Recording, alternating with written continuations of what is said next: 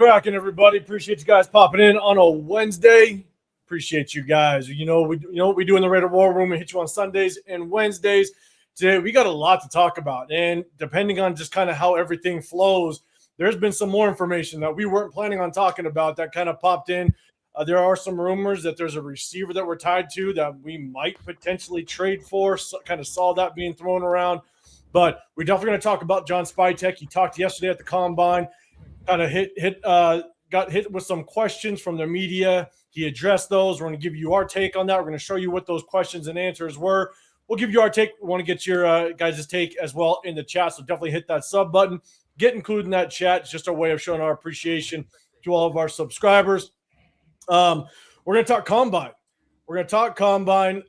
Definitely tap into that. But I got to say what's up to my guys, but definitely stick around because guy Chris has got a big question for y'all, and it might get the chat a little riled up, and we can start this thing with a little bit of fun. So I'll hit up the chat in just a second. Definitely say what's up to us. Roll in. We'll definitely give you a shout out. But gotta say what's up to my guys first, man. Severe, I'll shoot to you first, man. What's going on? What's good, man? Hey, just got done, watching watched our guy Spytek yesterday, and another riveting delivery from Clint Kubiak, man. It's exciting stuff. Leave our guy alone. Damn it. See, I'm reeling him in right now. I'm reeling him in just to break him down. But your time is coming. 805. Chris, what's going on, brother? How you feeling? Hey, I'm good, man. I'm good. Just another day at it, man. Ready to talk this ball. Listening to all these people's takes and stuff and comparisons, so I'm just, out here just living the dream amongst my Raider brethren. So hey, just living the dream. But yes, we're gonna get this thing started off right. But hey, let's do this. I'm gonna start a couple. Severe, man, if you want to start at the top, you want to say a shout out to some people in the chat, man, we'll get this thing popping. What's good? Hey, man, we got our guy Moon over Miami. What's good, my guy? Moon over Miami. What's that, Jack? I'm not even gonna try, man. What's up? Back to you. Sacktown Raider Mike, man. What's up? Raider Paul in the building. The 805 Raider. Had an emphasis on the. Salute. Let you know what time it is. We got Kane Montoya, 1702. Yeah, we're gonna talk about it, man. We're gonna talk about it. With the great Devin White in the building as well as Tommy Eichenberg, I think we'll be fine. All eyes on G. I think this is probably on Chris's channel answering that question. So hey, look, we're not gonna touch that yet. Not gonna touch that one just yet. And Bushido Brown, what's up to you, man? What's up back to you? Welcome. If y'all haven't done so already, man, look, before we even kick this off, y'all haven't done so already, double tap the screen, like the video. If you haven't subbed to any of us, please make sure you sub to all three channels, man. It goes a long way. It does, man. Shout out to everybody. People still kind of pulling up a little bit. You got Yendor in the building. What's going on? Appreciate you. Big luck in the building as well. What's happening? You got Raider Rob down at the bottom. What's going on? Hey, I got the soundboard. Hey, look, Raider Paul, give you one real quick. Appreciate you pulling up, big dog. Chris will come back in. Don't know what happened. He's been maybe restarting that computer a little bit. But before Chris comes back in, because he's kind of got the question. If he doesn't come back in about 15 seconds or so, we'll pop it off. But if you guys are going to be in the SoCal area, May 16th, Bakersfield, California, Raider Paul, I know you said multiple times you're going to potentially be there. Shout out to you. Sacktown, Raider Mike, you're going to be there, man. Raider Nation Summer Kickoff. May 16th. We're going to be rolling. We're going to be pulling up to to Bakersfield. If you guys are in the area, come check it out. It's a good event. It's fun. It's definitely a good way to kind of kick off the start of the football season. It's right after the draft.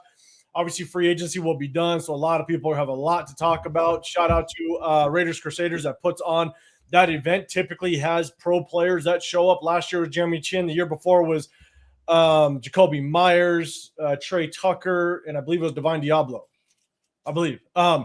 So this year, don't know who the players are going to be, But definitely check out Raiders Crusaders on IG. Get all the information. But we're going to be out there chilling in Bakersfield. So definitely May 16th. Hit us up if you're going to be there. We're going to have a little bit of fun. Nice. Salute my guy Daniel Kim. What up, Daniel? What's going on? Kim in the building. Yes. Sam the Man's in here as well, man. Good seeing you, bro. Big, yes, sir. Yes, sir. T4 graphics. T4. Salute T4 my guy. He's rolling in as well. We got Violet in the building too. Appreciate you pulling up, big dog. What's going on? The Violator. Kenny in the building as well. What's happening, man? I'm thinking it's corn. 1999. Mark Davis is the biggest problem Raiders have. All right. Hopefully it fixes. Hopefully it fixes itself. Let's have a little bit of confidence. Hopefully we can get through this season. Let's see. TK in the building as well. What's going on? TK. We got LS. Always good. Now I got to censor the chat. LS is censor the chat. Is it afternoon over there? Listen, afternoon, right? Like in the morning. It's like what, 10 in the morning over there or something like that? 10 in the morning? 10 in the morning on a Thursday? On a Thursday. Something like that. Something like that. What up, Jay? What's going on, brother? Appreciate you popping up in here, guys. Make sure you guys go hit up Jay. They're going to be live at 7 o'clock, West Coast time, 7 o'clock tonight. So definitely go check out their show, man. Always hitting you guys with some fire content. LS, all right, 12-12. 12-12. Appreciate you being exact, big dog. We got Coach in the building as well. What's going on, brother? Greg Laird. They must not do daylight savings in what you call it, huh? They do daylight savings down there, LS? I don't know. No, probably not. He'll be exact about it as well. Greg Laird, ready for the NFL Combine? Yes, we're going to talk about John Spytek and just some of the responses that he had to the media. So we're definitely going to get into that. We're going to talk about the Combine, some of the things that some of the players we're looking for, some of the expectations. What do we look for in the Combine performances? We're definitely tapping into that. But before we get into that, we're going to talk a little bit about what Chris wants to talk about. We're going to go ahead and throw this up. And, of course, someone pops up in the building for this one. What up? What up, Surfer Bob? What's going on, brother? Hey, Surfer Bob, you manifesting it, brother. You are manifesting it. You know, thank you. Thank you. Chris, hey, I'm going to put it on the team, man. You go ahead and let them know. This is a great segue. This is a great segue. Raider Nation, what are we doing? I'll start off with this. Like, what are we doing? So, I'm minding my own business, just cruising through the net. And what do I see? I am seeing these player comps of different players, the different rookies and stuff like that. One of the comps that I saw was Fernando Mendoza and Joe Burrow. And I need to know, are the Mendoza Burrow comparisons accurate? Put Y in the chat if you think you're accurate. Put in for no, they're not accurate. Because I know how I feel. And I'm thinking I'm in a twilight zone from what I'm seeing. So let me know, am I bugging out or not? Because this is literally what people are saying. We're just going to put this up. Help me. Help me. Are they accurate? Put Y. Put in if no. Am I bugging? Am I bugging? Raider Paul, you think that? Hold up. Hold on. So, real quick, shout out to LS. Coach, yes, good timing. Right after this, we're going to do a start and bench and cut them. Again, give you guys an opportunity to get into our giveaway. March 11th, start of free agency. So, definitely wait up for that, man. We're going to have a little bit of fun with it. So, Chris, man, hey, some people are answering, okay? I'm gonna let you go through the chat. Yeah, let's see, man. Yeah, let's see. Because our answers. Because what the chat has to say. Because I might be bugging. I'll be bugging sometime. I get it. Let's see. Big Luck. He said no. Raider Paul also think we're gonna go 17-0 every year too. But salute to Paul. We'll see you they'll see you at Bakersfield. The same thing, Paul. We'll have some fun. Yeah, got my boy All Lies in the building. He said no. Let's see. Loso. He said Mendoza's more Matt Ryan than Joe Burrow. That's more accurate to me. But again, maybe I'm bugging. Mac Dre, he said no. Let's see. Oh, here go my guy. I'm just glad neither the GM nor the head coach agree with Super. He started already. I'm the only one that said Trey Max. He already agreed with Sabir. He on you from last show. Man, my boy TK, man. He said no. He said he's closer to Burrow than to Caleb. He ain't close to neither one of them. Yeah, I'm about to say, yeah. I mean, like, yeah, if you want to say them two, but yeah, he's not close. Sacktown, he said, ain't even close. No. Salute the Violator. He said Coach Kubiak kind of said that Geno will probably be our starting quarterback this season. I didn't get that from what he said, but we could probably talk about that later. We'll probably bring that up later. According to Raider DeVille, he's also said that there's no way in the world that we're ever trading Max Crosby either. So right.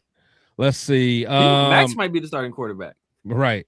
Let's see. Burrow had Justin Jefferson and he also Jamar put Chase. up way better numbers.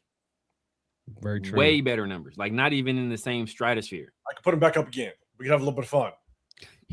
They said he is.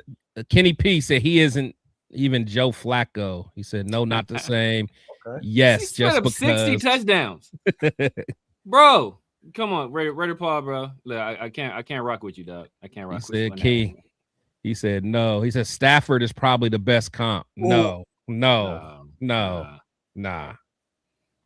Stafford got a cannon, bro. Got a cannon. Hell no, it's not. Ones. Right. Hell no, it's not accurate. And I actually had to argue with some idiot on X about this comparison. It was probably Raider Paul who he was arguing with, by the way. So, the Mendoza glazing is out. Yeah, I'm with you. He said, I don't think Mendoza is like, okay. So even my son said no. He's the next Tom Brady to some. I know, man. Yeah, man. I raised my hand. But look, they said that about Aiden O'Connell too, though. Yes, yeah. I've heard that. Let's see. King said F no. Let's see. Their skill. Yeah. The skill sets aren't at all similar. Yeah, I agree. Let's see. Raider Paul, I don't think that meant what you think it means, brother. I don't think that means what you think it means. Oh man. Really, Raider Paul is the sum. He said, I had someone tell me he's close to luck. Jesus Christ. Close to luck, as in like he's lucky that he's gonna be the number one overall pick. Is that what they meant? Yeah, these comparisons. That's why I just had to see, man, because I just see all, and honestly, and then what was it? Was it Kuiper that said it? Yeah, I think Kuiper said Joe Burrow and Peyton Manning. Like, I'm out, bro. I'm out. Y'all can have it, Kuiper. Oh yeah, but Kuiper also didn't like. Like I would say that Lance Zierlein, who was the guy who I first saw make the comparison, he also said that Caleb Williams was Kyler Murray. That was his pro comp for Caleb Williams. So holy shit, was it? Yeah. God. Yeah, that was that was his comp. So, well, you know what though? You know what? I'm not even tripping on that because as a prospect, I like Kyler. I ain't gonna lie. I'm not even gonna sit here and lie. I like Kyler. Come on. My thing with Caleb, I just didn't. It's his toughness. I thought his like mental, toughness was very weak. But coming out of college, I thought Kyler was gonna be a dog. A dog. I lived in Texas when he came out of college. Oh, he's a legend. I heard he was. I heard a lot of people say he's the best high school quarterback. Oh, he was played there. Ever. Yeah, I think Johnny Manziel said that. Johnny Manziel said that. Yeah. Never saw him play, but I was coaching football in Texas, so I was around a bunch of coaches, a bunch of high school coaches in Texas, and I mean the praise that kid got based on what he did on the high school football field. They're like, it is untouchable. Yeah, I don't think he ever lost a game. Like he started as a freshman and never. I don't think he ever lost. Yeah, I never lost a game he started. Freshman. Huh? One game as a freshman. One game as a freshman, and I think that's the game he didn't start. I think he didn't start that game. My boy Jason Freedy in the building, Oakland legend. What's up, my boy Jay? What up, man? So I brought these stats up, and Raider Paul, you're saying he had 50. I'm sure that's including rushing, but I apologize. The text is small because of the vertical, but it just says passing touchdowns. So yeah, Joe Burrow 60 versus Mendoza 33, and I just put these stats up here just to kind of. I'm not going to argue that the talent level that Joe Burrow had was much better overall than Fernando Mendoza. That's not an argument. He had more talent, without question. One thing to just keep in mind, I'll kind of go back up, bring us back up to the big screen. One thing to keep in mind is the reason why I can't stand this comparison is because for the main reason is that When Joe Burrow stepped on the football field and entered the game, he knew everything was on his shoulders. Yes, he had talent around him, but he had to make all the throws. He was going to throw the ball 35, 40 plus times a game. And on 3rd and 8, it was going to be on his shoulders. So he still had to drop back to pass, make the right reads, go through his 3rd and 4th progression, find the right receivers. It was all on his shoulders. He had talent. I'm not going to argue that. But when it comes to Mendoza, and all you have to do is look at the stats and look at the run to pass ratio, Mendoza went into every single game knowing I could run the ball and hand the ball off 35 times, 40 times, and I'm going to win this football game. There's a very different it was very different as to what the team demanded of both those quarterbacks. Fernando Mendoza literally on 3rd and 7 knew I'm handing off the ball because it was a very quarterback safe, quarterback friendly system where Joe Burrow had to be the guy damn near every single snap. And then he was able to create those type of numbers. And so where Indiana was run heavy and relied 75% on the run, Joe Burrow, that LSU team relied 90% on the pass. So the comparison is night and day as to who ran that offense. Indiana's offense ran through the run game, found success, and wins through the run game, where LSU won it through the passing game and the arm of Joe Burrow. So I think the comparison is just wrong. You can't make that comparison. So chat, let me know what your thoughts are. Chris, I'll throw it to you, man. Any thoughts on that? I mean, just you talking about just overall, just a Mendoza and Joe? Yeah, and just like do you think I'm right in that assessment or wrong? Oh, absolutely. Yeah, no, absolutely. I mean, Joe had to, he had to put the game on his back. I mean, everything went through him, and yes, he did have some phenomenal talent, but he lived up to it. He did everything he was supposed to do. And again, Fernando, he won the games. He did what he was supposed to do as well, but he just was like you always say, he wasn't asked to do what some of these other Heisman candidates have had to do. Like, I mean, you even think about the year of Bryce, I mean, all those guys, like, they had to do it all. Like, they had to put them games, like, throwing for 100 and something yards isn't cutting it. Exactly. At the end of the day, you're going to lose that game. So, that's all there is to it, man. Again, not hating on Fernando. It's just when I saw that comparison, I'm like, good Lord. Like, what I just must be missing it, and like I said, it was Kuiper that said it. I saw it today. He said Joe Burrow, and then he went even further and said Peyton Manning, and I'm just like, I don't see it. I think I saw what he was saying. He was saying, like, if he made it ridiculous. He said something stupid. He said if Peyton Manning's last name was like Peyton Brown or something like that, he wouldn't have been. Yeah. Yeah. Like, what do you say, bro? Yeah. Dumbass stuff. Yeah. People just be saying stuff, bro. Yeah. Just be saying stuff. Because he was like, which I mean was a good point, because he was like, well, if you remember, there was a lot of people that weren't even, they didn't even want Peyton first overall because they wanted Ryan Leaf because of the gifts, which I mean that was true, but you could tell Ryan Leaf was kind of a head case. That happens, but there's always a debate about who the number one quarterback. There was the debate between Alex Smith and Aaron Rodgers, and Alex Smith went out and Aaron Rodgers dropped. I mean, that happens. Right. It happens all the time. There was a debate between Jamarcus Russell and Brady Quinn, and then Jamarcus Russell turned out to be buns, and so did Brady Quinn. So they both did. Right. When there's two quarterbacks in the draft class that are kind of even, like, there's going to be that debate. And so in this draft class, there's only really one lock first round quarterback, so that's why that debate isn't there. But initially, for a while, the debate was there: was it Mendoza or was it Moore? And then Moore decided to go back to school. But if Archette came out, or if Archette played down the stretch, like they played the entire year, like he played down the stretch, then it'd be Arch and Mendoza, and Arch would probably be winning. So you feel me? So that just happens all the time. But like, yeah, man, it's people just be saying stuff. People be having revisionist history, like they never said this about Peyton Manning. There were questions about Peyton Manning. Like, there's always questions about people. Right. Like Aaron Donald, people questioned whether or not Aaron Donald could be an impact player in the league because he was too short. He was small for a defensive tackle. Like, there's always those questions. So, I'll throw it to you. I think you kind of just covered it a little bit, but if Bob the Surfer's still in here, I'll know in a second. But I'll tell you right now, and I kind of started alluding to this last Sunday. I've been thinking about it the last couple of weeks. I just wanted to kind of do a little more game film breakdown and just really do a deep dive.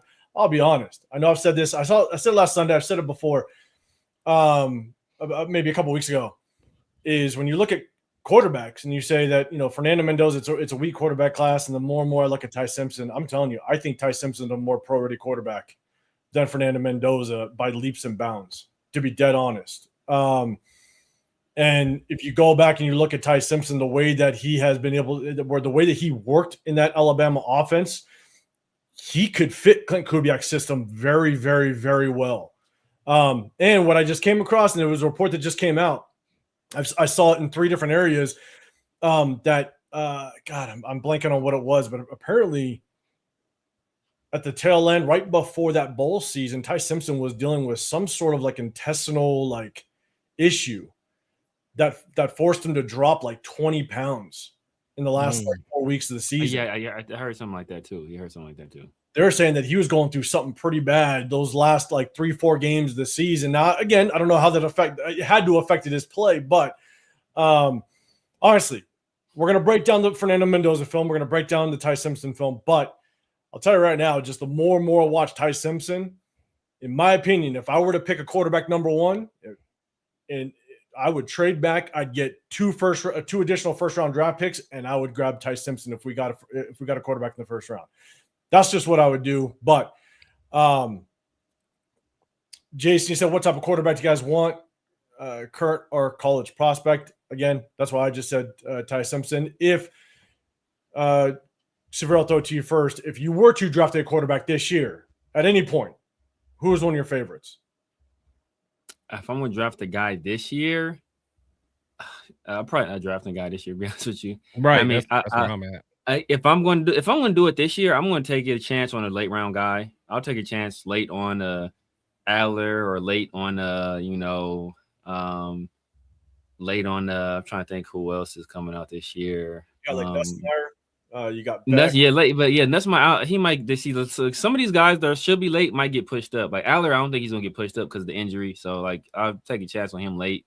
It's late, even like Jalen Daniels, maybe late. Taylor Green late. I'm taking a chance on a guy late, and I'm taking the rest of that draft class, and I'm fertilizing the soil for when I get a guy next year, or fertilizing the soil for, even if one of these guys happens to develop for one of these guys, I'm doing that. I'm not wasting a draft pick on a guy that, I don't think is a franchise quarterback, just because he's the best quarterback in this draft class. It makes no sense.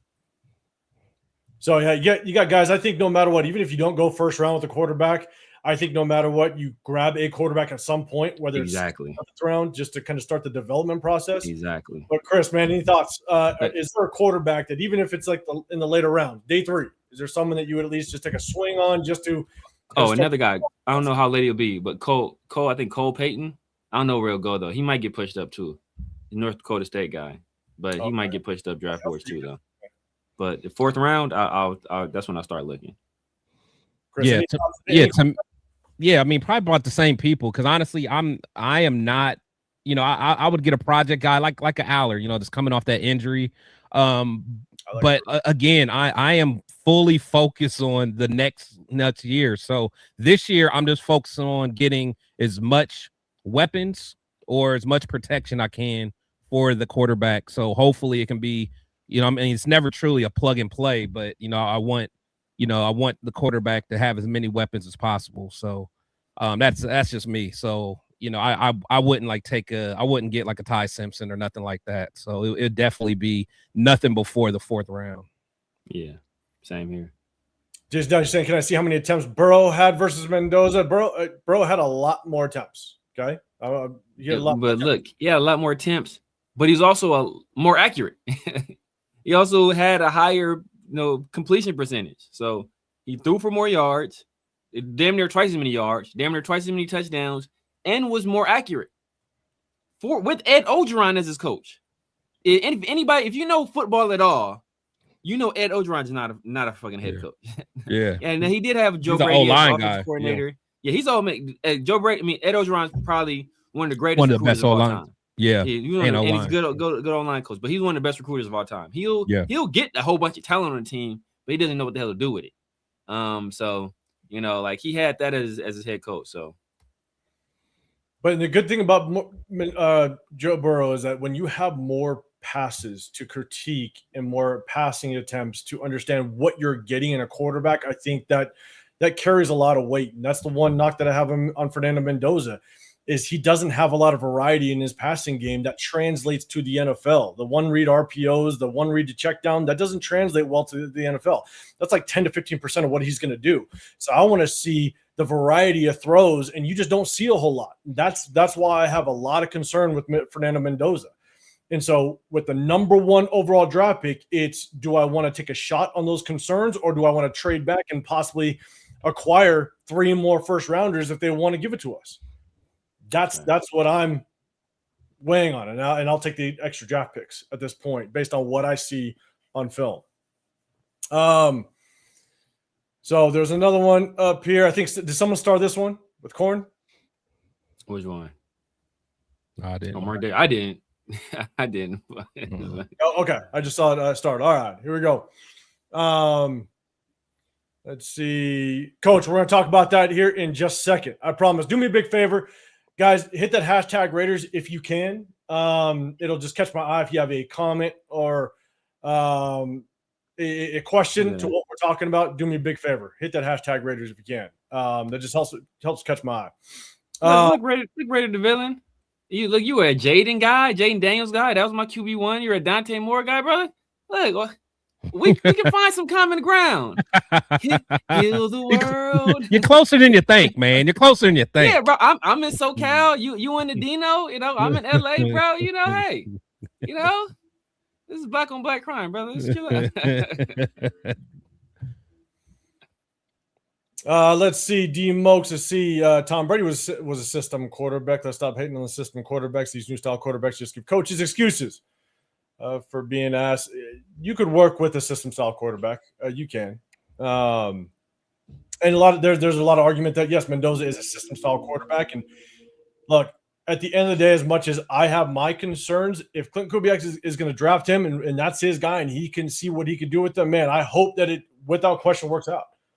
I hope it works out. I just have, my concerns. And again, I would just take additional first round draft picks to build this team in the right way in the future of this defense, this team and the franchise.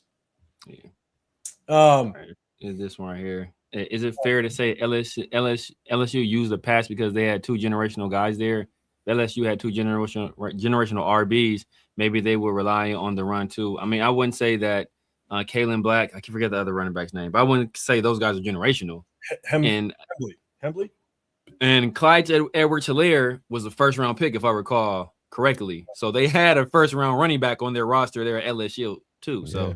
I mean, I don't think either one of those other guys are going to be drafted in the first round. So, and then wasn't Clyde Edwards-Helaire, wasn't he in the argument of possibly winning Super Bowl MVP? No. Somebody else. He was not. Clyde Edwards-Helaire, he was a disappointment in the NFL, to be honest with you. But he was RB1 that year on a lot of people's boards, but he was disappointment. I'm thinking about somebody else. Yeah. Violator, man. Hey, we're going to talk about that 3-4 defense here in just a second, man. So we're going to talk about just the change up. Obviously, there's a lot of talk about Rob Leonard. There's a lot of question marks. What defense was he actually going to run based off his history? Because he's never been the actual play caller. It looks like it's going to be a 3-4 based on what Clint Kubiak was talking about earlier today. So it's going to be fun. We're going to see how it works out. Definitely appreciate everybody rocking through. Do me a favor, hit that like button, hit that sub button, get included in the chat. We appreciate everybody rocking with us. We're going to get into the presser, but because we got everybody in here, let's start this thing out right. Let's do a start and bench them, cut them. All right. Leo in the building. What's going on, brother? Diego Pavia. Want to party with this? He love his mom. What up? What up, Cheeto? What's going on, brother? Definitely, guys, check out that. They're going to be live at 7:00 today, so definitely check out their live as well, man.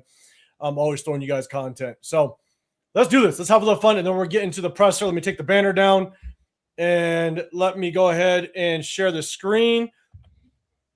Let me go ahead and stop this one. Let me share it.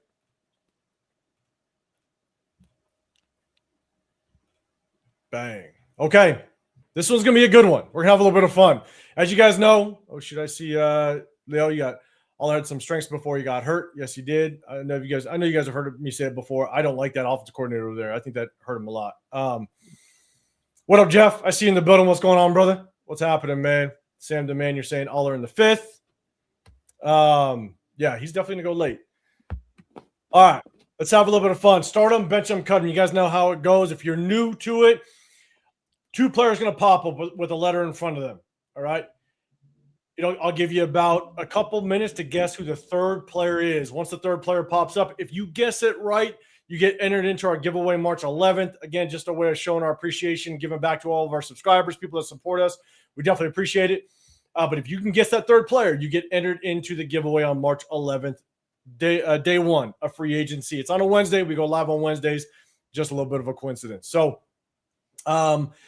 I'll give you about a minute, then I'll give you a hint on that 3rd player. But I do think this one's going to be a good one. And we'll see just kind of how everybody takes this one. Once the 3rd player pops up, then in that order with that number, let me know who you would start, who you'd bench, who you'd cut, and we'll give a little bit of discussion behind it. So let's have a little fun, man. Appreciate everybody rocking with us. I'm going to bring these 2 up, and you guys can give me the 3rd. Steven Jackson, Corey Dillon.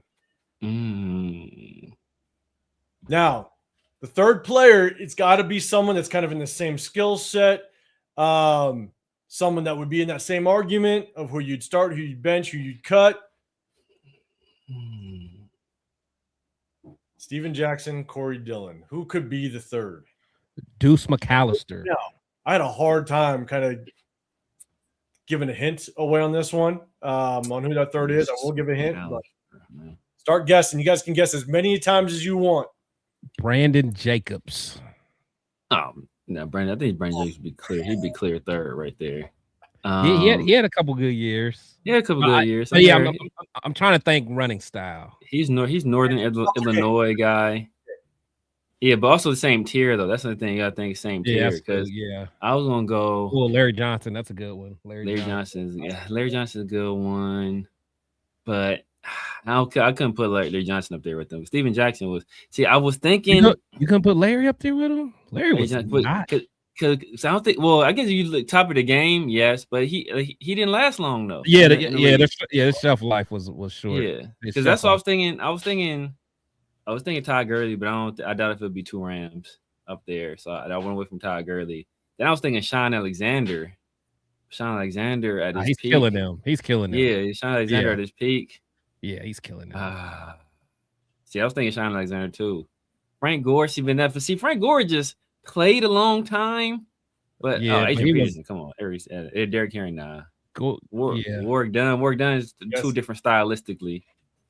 Right Portis, we already had Clinton Portis. One hint hasn't been mentioned in the chat so far. And I'm clicking through all of them so everybody can kind of see it on the screen. So far hasn't been mentioned. I might go Fred Taylor. Fred Taylor is a good one. That is a good one. Jamal Lewis. Jamal Lewis is a good one. I like that. I think Jamal Lewis. I like that one. I like that. I.e. I think I'm going Jamal Lewis. Jamal's a good one. I'm going Jamal Lewis. Okay. I'm going Jamal Lewis. One hint. Yeah. I'm going to give you one hint, and then I'm going to give you about 30 seconds to throw it out there. Okay, that means it must have been said. It must have been said. Yeah, I'm going Jamal Lewis too. Jamal Lewis. I'm going Jamal Lewis too. Marshawn is a cool one. He played. Again, I had to figure out like a good one. The majority of his career, the majority of his years was in an area that has severe cold weather. 30 seconds. Jamal Lewis. Yeah. Both. Yeah, both. Baltimore. Yeah, Baltimore. Baltimore and Cleveland. He was in Cleveland too. Yeah, exactly. Right? He was in Cleveland. Yeah.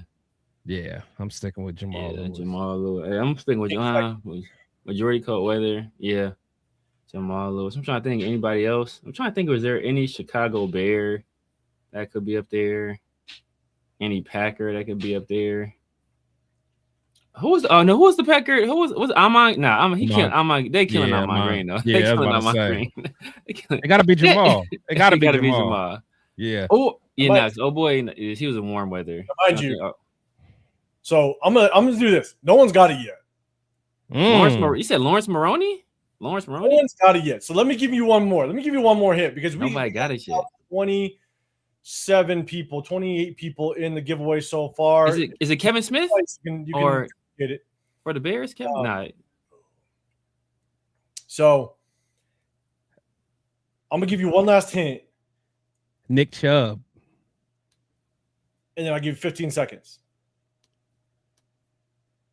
One of the jersey colors is blue.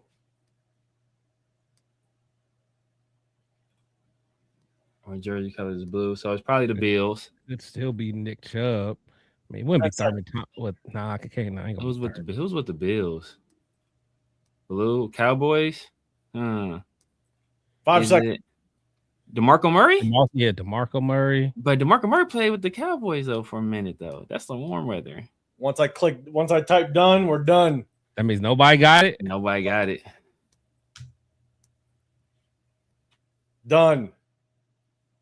All right, I'm gonna hit that. Did he stump us? One person got it. What happened? One person? One person got one.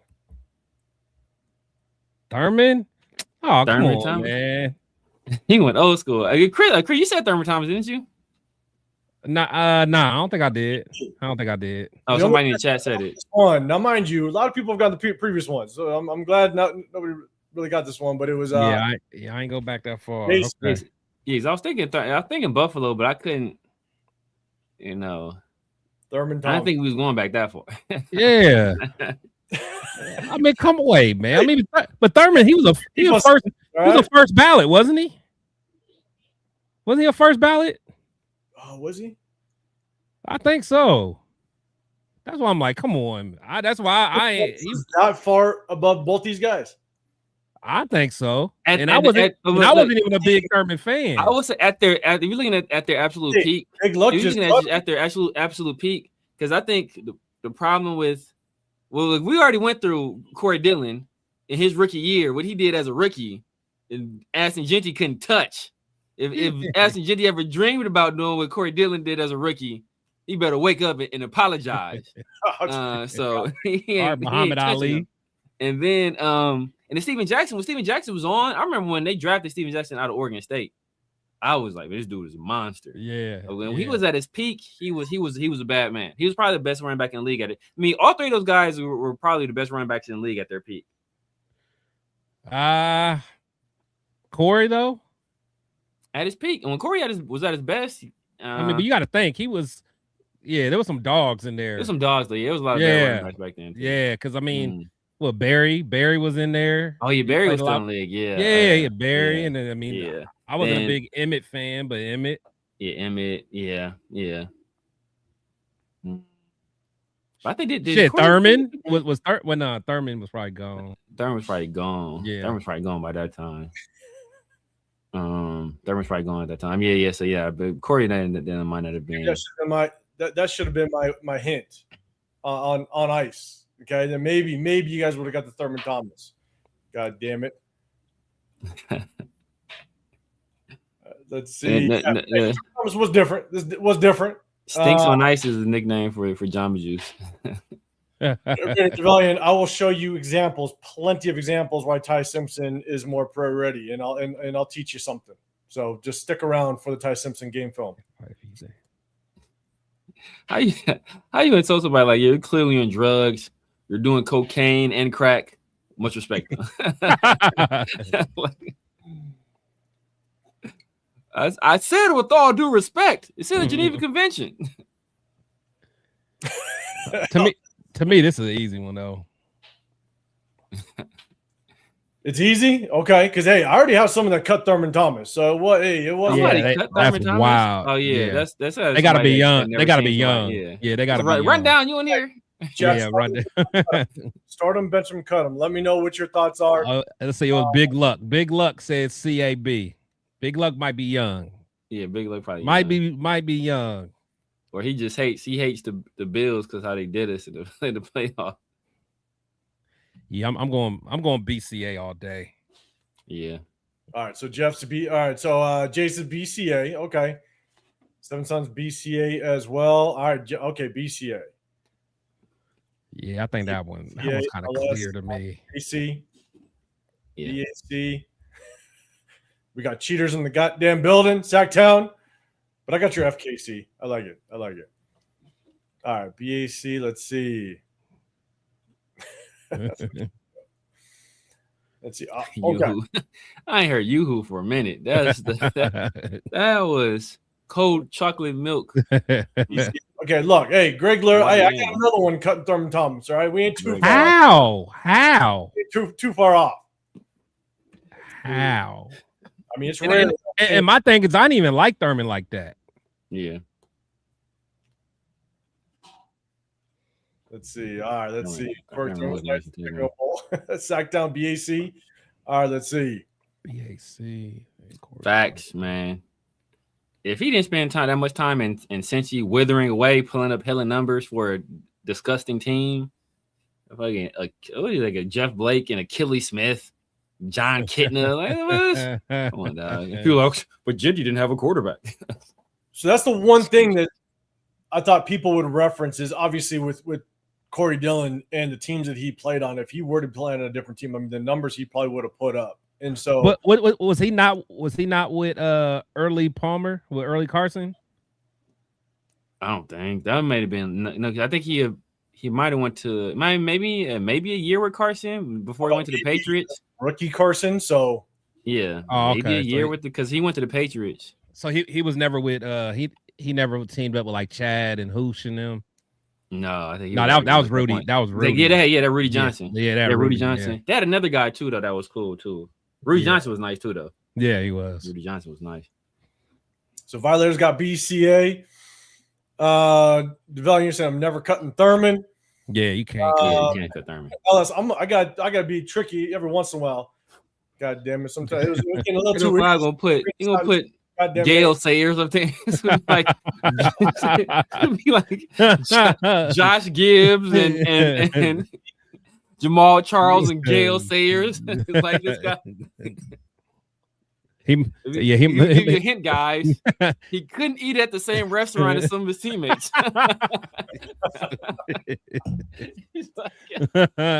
Jim Brown. Yeah. The games were not in color; they were in black and white.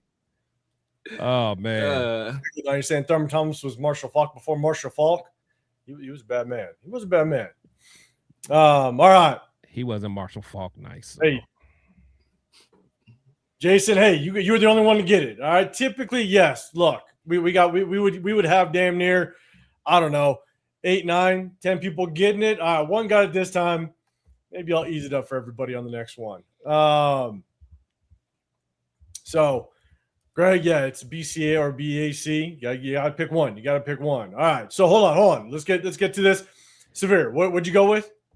I'm going BCA. BCA. Chris, what'd you go with? Yeah, same way. Because Corey was cold, and like I said, I did like Steven Jackson. I really did, but sometimes he tiptoed a little bit too much to be as big as he is. But yeah, to me that's a pretty easy one. All right. Okay. So I was going to go BCA as well because, again, I think my biggest conversation was going to be between Thurman Thomas and Corey Dillon. And since Corey Dillon just didn't have the talent around him to really thrive too much, I thought there could be a better conversation, but apparently not. So I'm going to get this off the screen before I get yelled at a little bit more. All right. Every once in a while, I might have some suspect ones. Okay. You guys need to calm down a little bit and just play the goddamn game. That was some trickeration right there. That was a trickeration. Maybe I went a little too far. Maybe we're too far out the times of a Thurman Thomas. Maybe I need to give better hints next time. Salute to my boy Seventh. So Seventh son, he said cracks me up how Chris just can't stand Thurman. Like why? I don't know. I think there's just certain people in the sports world that I just don't like, and I can't even tell you why. It's just certain people, like Patrick Ewing.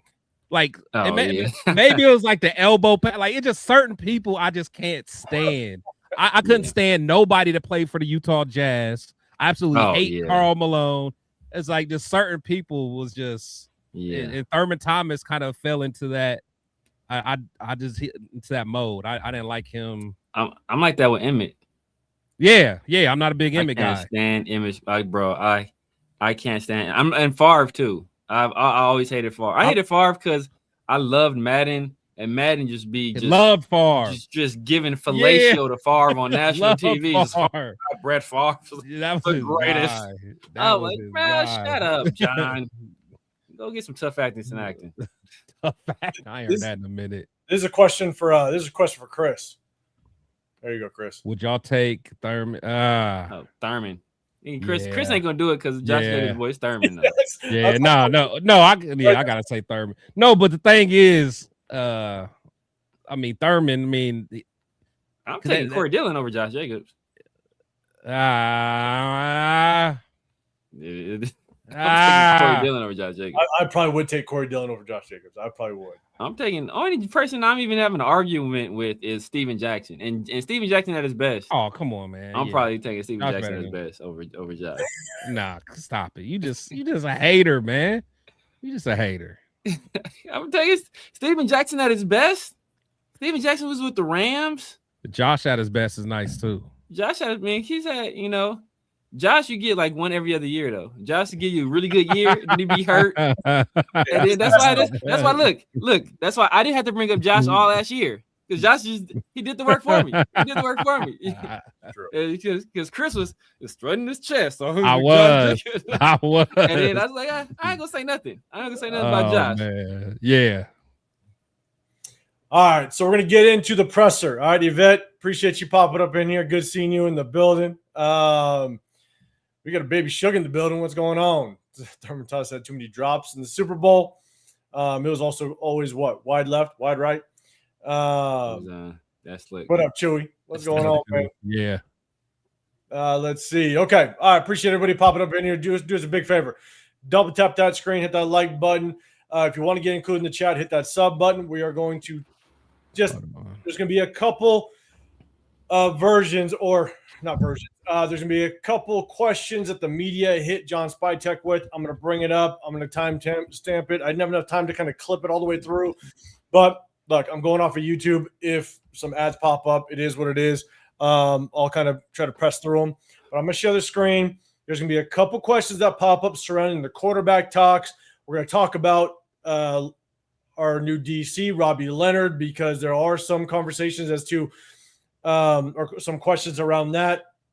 But at the same time, some of the questions were surrounding Jack Besh and a number one receiver, but also some questions regarding Max Crosby. So we're going to kind of go through that. I'm going to play it.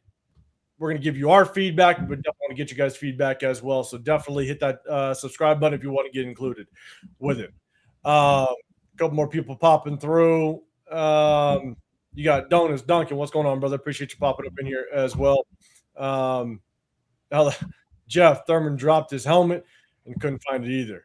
Actually, I do remember. I do remember that. So I'm gonna go ahead and show the screen. I'm gonna find the first timestamp real quick.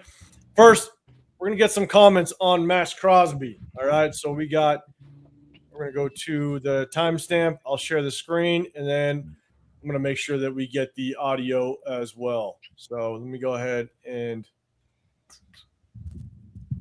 do this. I'm gonna go ahead and play it. Hopefully you guys can hear it. Let me know if you guys can hear it starting now. All the trade talks around Max Crosby. You guys can hear that? We're good? Yeah. Cool. All right. Basically, this is about just a simple comment about trade talks. Once I get through this clip, there's actually a few more that kind of tie into this. I got it all time stamped, and we'll go through that as well. So this is the first question. Do you anticipate him being in a Raider uniform when the season starts? I do, yes. So basically that one was just, do you expect him to be in a Raider uniform? He said yes. And look, I think that's a very PC answer. He's got to say that. There's no beating around the bush. You got to say that when it comes to Max Crosby. If he's going to be a Raider, let me get to the next one. again, I think it's just a very PC answer. Let's go to this one, and this one kind of it's a few questions in a row. So we'll go ahead and wrap through this. Again, all evolving around Max Crosby. Are important to him and emphasizing those. Are you confident that Max will remain in Las Vegas? I am. Max is an elite player, and I've been very upfront from the start when I got here that, you know, we're in the business of having really good players on the team, and we need a lot more of them. And, you know, it's hard to build a great team without elite players. What has been your communication like with Crosby over the last month or so? Max and I have a great relationship. He's in the building every day, getting healthy right now. We talk on the phone, we text. So I have a great relationship with Max. He is super anxious to get a copy. He has On Vinny. The reports that came out during Super Bowl week, are you comfortable that you know where his head is on wanting to stay and that he wants to be a Raider? Max and I have had great conversations. I'm comfortable there, yeah. All right. So basically that kind of evolved around Max Crosby. All right. They tried to press him on it, and he had some very PC answers, in my opinion. So, guys, let me know your thoughts on Max Crosby. We're going to talk about it here. Question is do you think Max Crosby is going to remain a Raider? Do you think he is going to be here? One other thing that Spy Tech did answer in that presser was that if people do call him Max Crosby, are you picking up the phone call? And he said, you're always gonna entertain at least some of the phone calls that come your way. And so, chat, hit that hashtag Raiders. Let me know. Do you think there's a chance that we might move on from Max Crosby? One thing to keep in mind is that we're going to switch to a 3-4 defense. We're going to talk about that in just a second. And could that affect potentially Max Crosby's future here with the Raiders? And so, Severe, I'm going to throw it to you first, man. Thoughts, man. What are your thoughts on just kind of Max Crosby? Do you think that Spy Tech is open to possibly trading him? Yes. Like, what do you expect a guy to say in that situation? You expect him to down talk Max or say that, or to hint that there's any kind of fracture or, you know, any kind of strife between him and Max Crosby or the Raiders and Max Crosby at all? No, because right now he's in the business of maximizing Max's value. If he is going to trade him. So, like, you want it to appear that we're completely comfortable with keeping Max Crosby. In fact, we don't even want to trade him. We want to keep him here. We need him. He's an elite player, and you need elite players. So that's just sending out the bat signal to everybody saying, if you come to my door, you call me on my phone, you better have your best offer. I'm not doing this back and forth. You lowball me, and I'm not doing that. He's an elite player, and we need more good players. We want him here. We need him here. So if you're expecting me to move off of him, you better come correct. You better come correct. And that's the message he's sending to other GMs. So he's laying down the gauntlet. Like, look, I'm expecting a big haul if you want to take this player off my hands.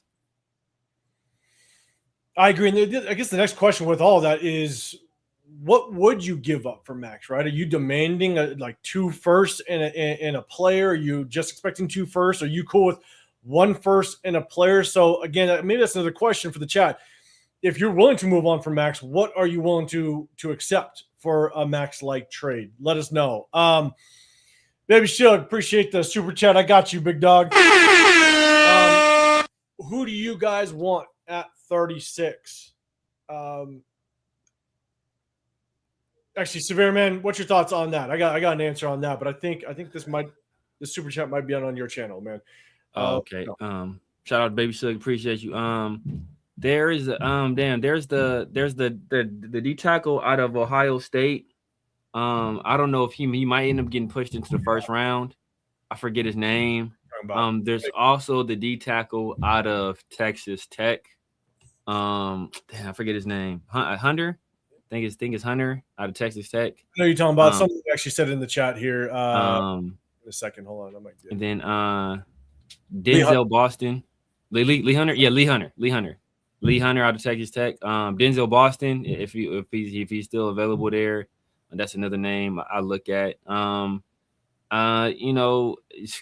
Jacob Rodriguez. I think second. That's around the time you want to start looking at him. Depending on how he runs, depending on how he runs. If he runs well, you're probably gonna have to take him in a second. If he doesn't run well, maybe you can get him early third. Maybe that's taking a big risk, though. I think he's gonna go somewhere in the mid-second range. So I'm going. Those are three guys. Three people I'm looking at, especially now that we're transitioning into a 3-4. So, and my response is basically off of that, right? A lot has to do with what do we do through free agency first, right? Free agency has to roll first. But with us moving to a 3-4 defense, we need a big nose guard. We just don't have that on this roster right now.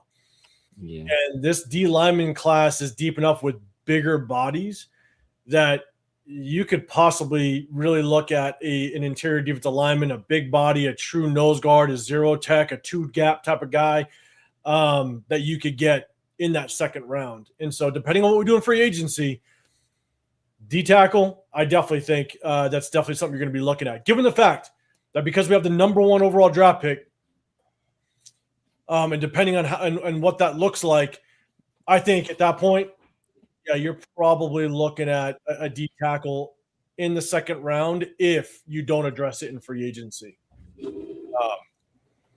So, Baby Shug, again, you're going back to saying Raiders need a linebacker. Yes, we do need linebackers. Hey, we're in a 3-4 now. We're going to talk about that in just a second. I got a clip of that as well. TK, you're saying trade Max to the Bears for a first, a second, and more. Nah, I can't do that. To be honest with you. Yeah, I can't do that. I need 2 firsts. 2 firsts and DJ Moore. I mean, maybe you can convince me. But the Bears are picking too low, though. Like, I do something like that with Detroit. You're going to give me 2 firsts and J-Mo? Okay, maybe I do that. Yeah, so you got TK. He wants a first, a second, and more. Greg Leary, you want to keep Max. Let's see. The Violator, man, you're saying that they said they're not trying to let good talent leave the building, so I think Max will be a Raider next season. Yeah, I think at the end of the day, it's one of those where just how PC is Spy Tech being. You know what I'm saying? Like you definitely want to tell everybody to the world that we want to keep him. You know what I'm saying? And it just kind of drives that price up if you're listening. So Chris, I want to get your thoughts on Max. I'm not sure if you heard the clips of Spy Tech. Essentially was pretty PC about it. But he did have one more clip that I didn't show that basically said, you're always listening. You're always listening. When it comes to phone calls. Raider, Devon, you're saying, I think Spy Tech was keeping 100. They only trade Max if trade asked to be. You don't get better by trading your best players. Yes, you do. Who's that? Hey, you do. You literally do. He is the best player, but the timing has to be right. Right? Like the timing has to be right. You want to get the best value, but at the same time, maybe Max, again, coming off of 2 surgeries, this is the time to do it. If you're ever going to do it, this is the time to do it, and we're in an absolute rebuild. And so, but I do agree. If Max wants out, then yes, then you should do your best to set something up. So, Chris, man, thoughts on Spy Tech? Basically, again, being PC, but the potential of trading Max Crosby. What are your thoughts on getting him out the building if he wants it?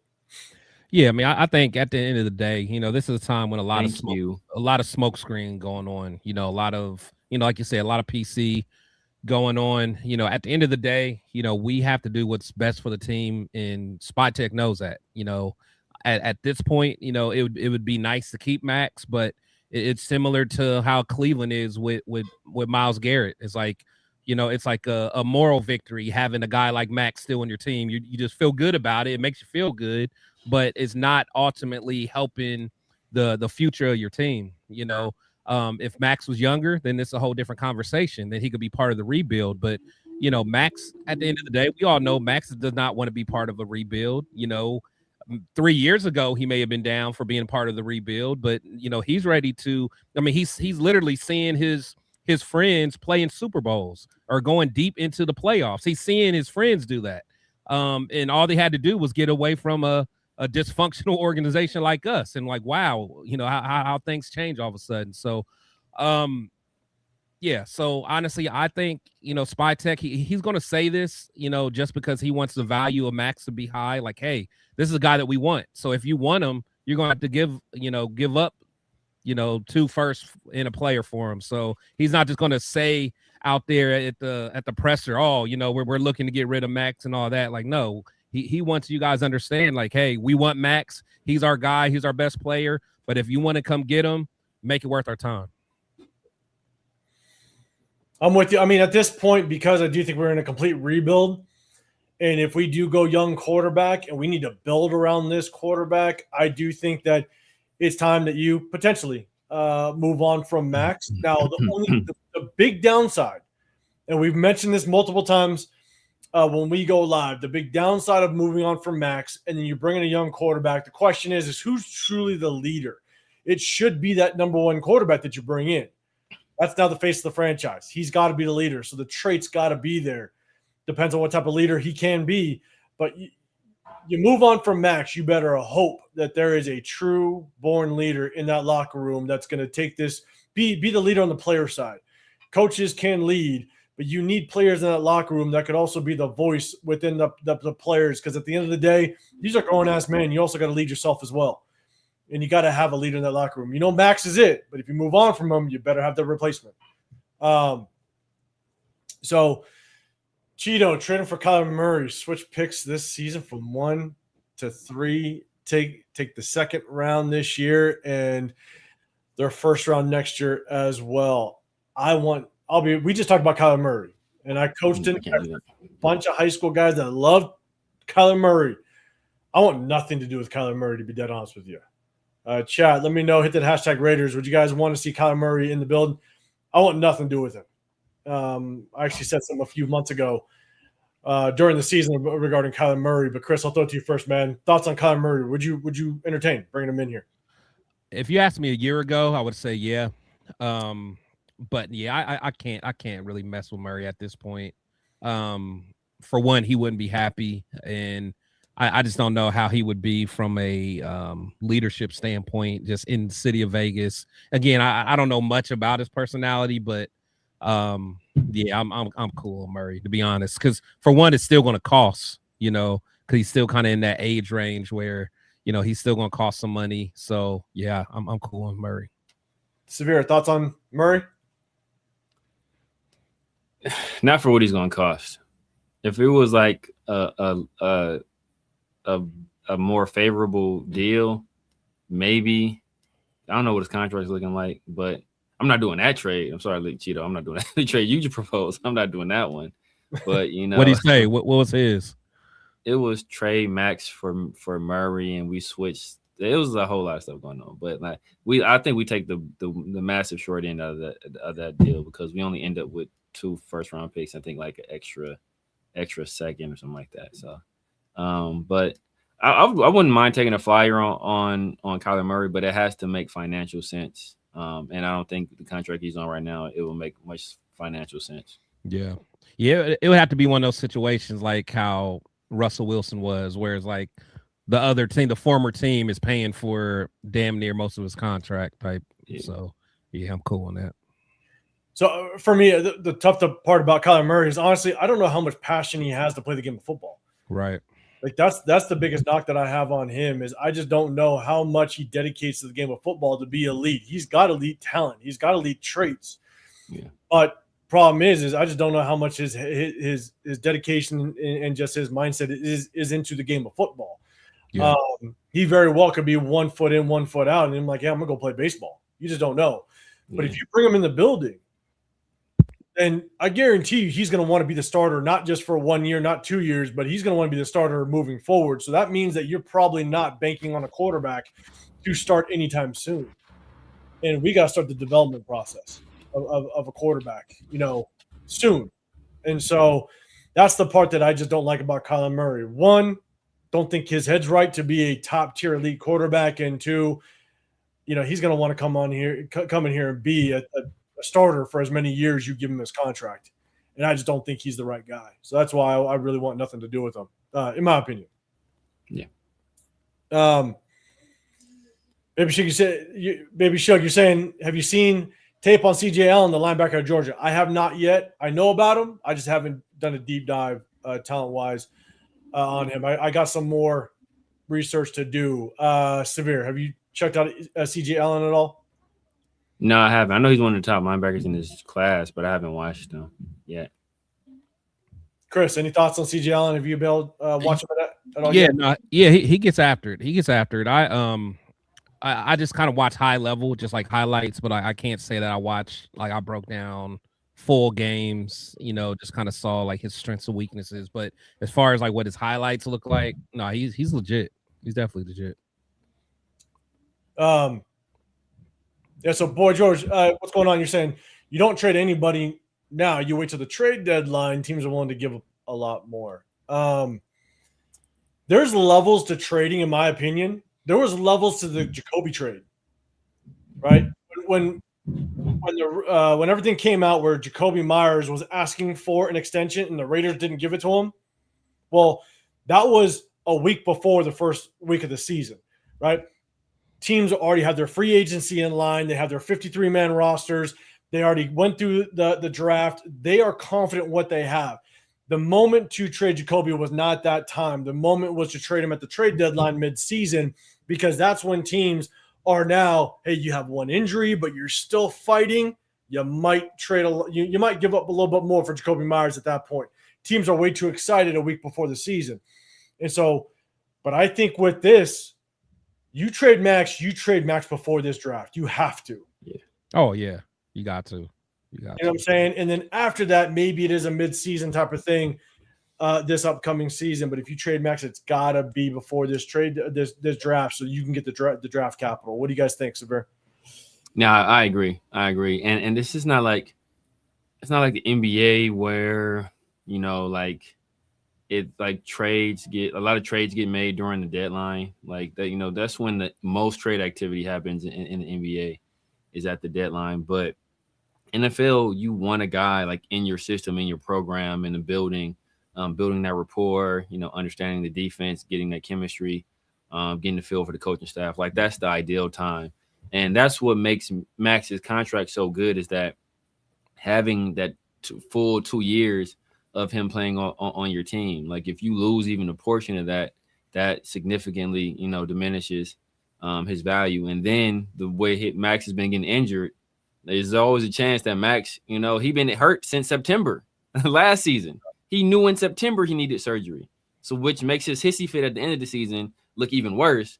But I digress. So there's always a chance that he mess around and get hurt or get nicked up, and that diminishes his value more, or he can't even pass a physical and you can't even trade him. So if you're going to do it, make sure he gets right and you trade him before the draft. And plus because in that year before, he got surgery right after the season too. So he probably got surgery in that January or February, and then he had to do it again and then he got hurt again in September. So yeah. Okay, so kind of rip through that one. Let's get to the next topic. I'm going to kind of go through the presser. Next one, let's get into that defensive discussion a little bit. I know Clint Kubiak also addressed it a little bit in his interview today. I wasn't able to clip that one, but I'm going to get to Spytek's comment on Robbie Leonard as the DC. Give me 1 second. I'm going to kind of get over to it. Guys, let me know your thoughts on Robbie Leonard running a 3-4 defense. How do you like it? Hit that hashtag Raiders. Let me know and we'll play this. Great resource for them. John, what went into the decision to promote Rob Leonard as defensive coordinator? That'd be a great question for Clint, but from my point of view, he's a great young coach, and Pete interviewed him to be a defensive coordinator last year. Man, I sat in on the interview; it was really impressive. My comments or my communication to Clint on it was like, "Hey, we got a great D-line coach in the building. I think you should interview him as a DC, and then you make your decision." And so we did, and Clint did. What was your? Okay, so we got some guys shaking our head on the screen. And so, chat, let us know what your thoughts are on the 3-4 defense switching on over. Obviously, he just answered the question about Robbie Leonard, but let me know what your thoughts are on that 3-4 defense. But let's talk. Let's get my guys' take, because I see them shaking heads a little bit. Chris, I'll throw it to you first this time, man. Yeah, I don't know if Spytek just thought that Clint wasn't going to get interviewed or wasn't going to do a presser, but the cat's kind of out of the bag. I don't know if Clint meant to say it, but he basically was saying that Clint had some guys that he wanted to come in as a defense coordinator. He basically said that without saying it. Well, no, actually, he said it actually, but he was like, I talked to Spytek and he was really raving about this guy and wanted me to interview him. But the way it sounded like to me is they pushed this guy on Clint.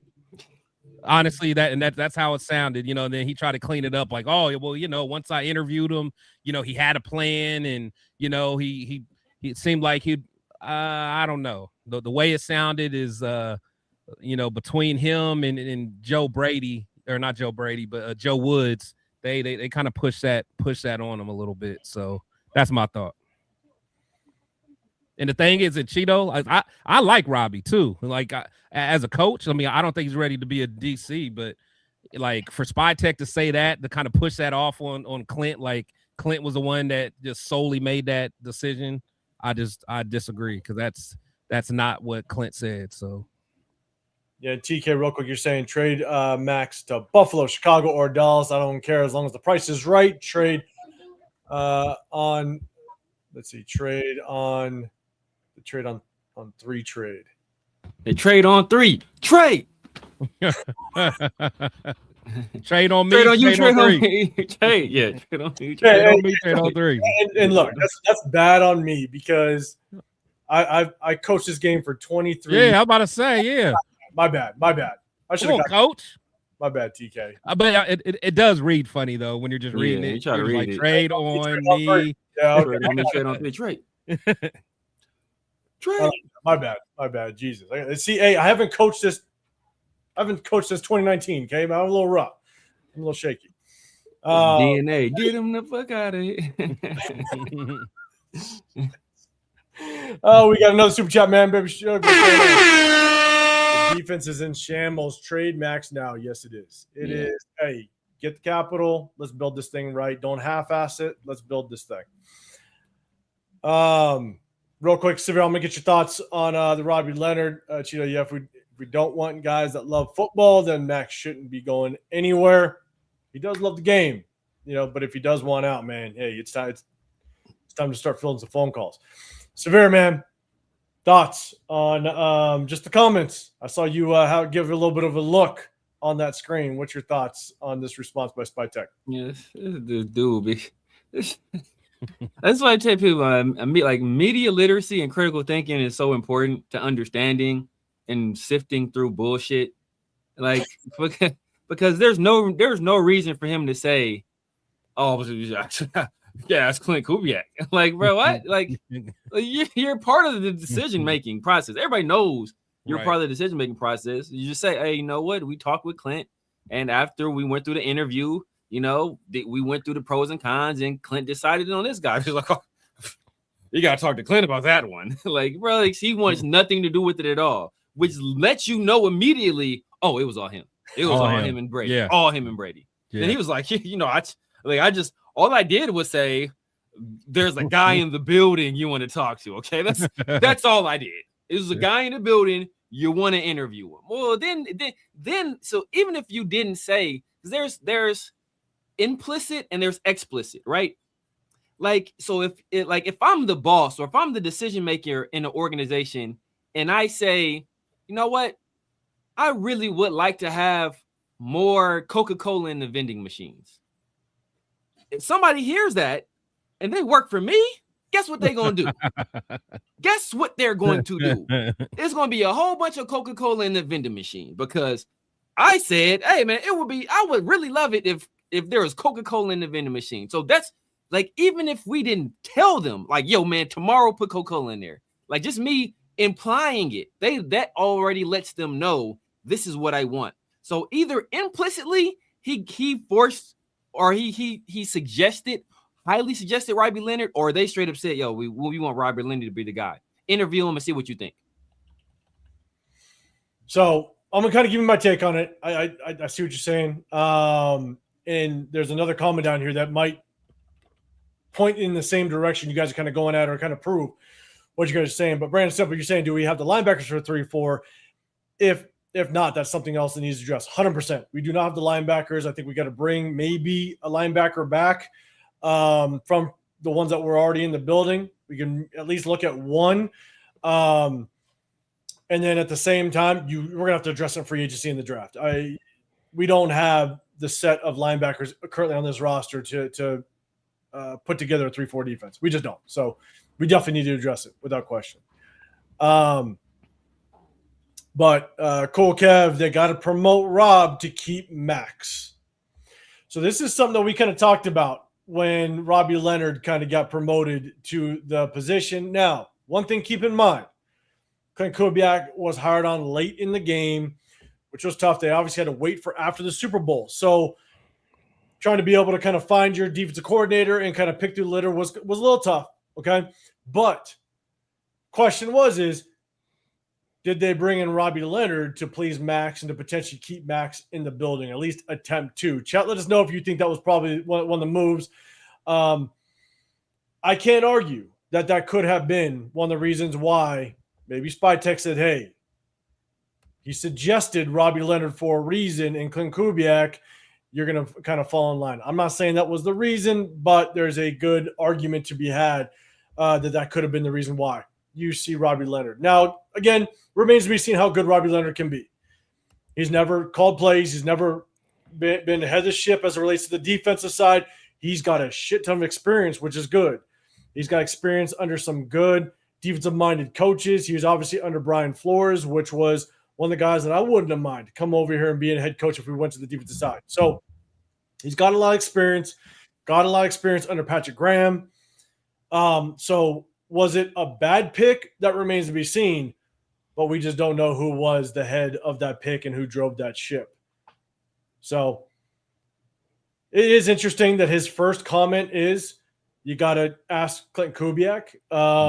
Maybe that was more PC. That was him just kind of, look, it's the right answer. Let's put it that way. That's all I'm going to say.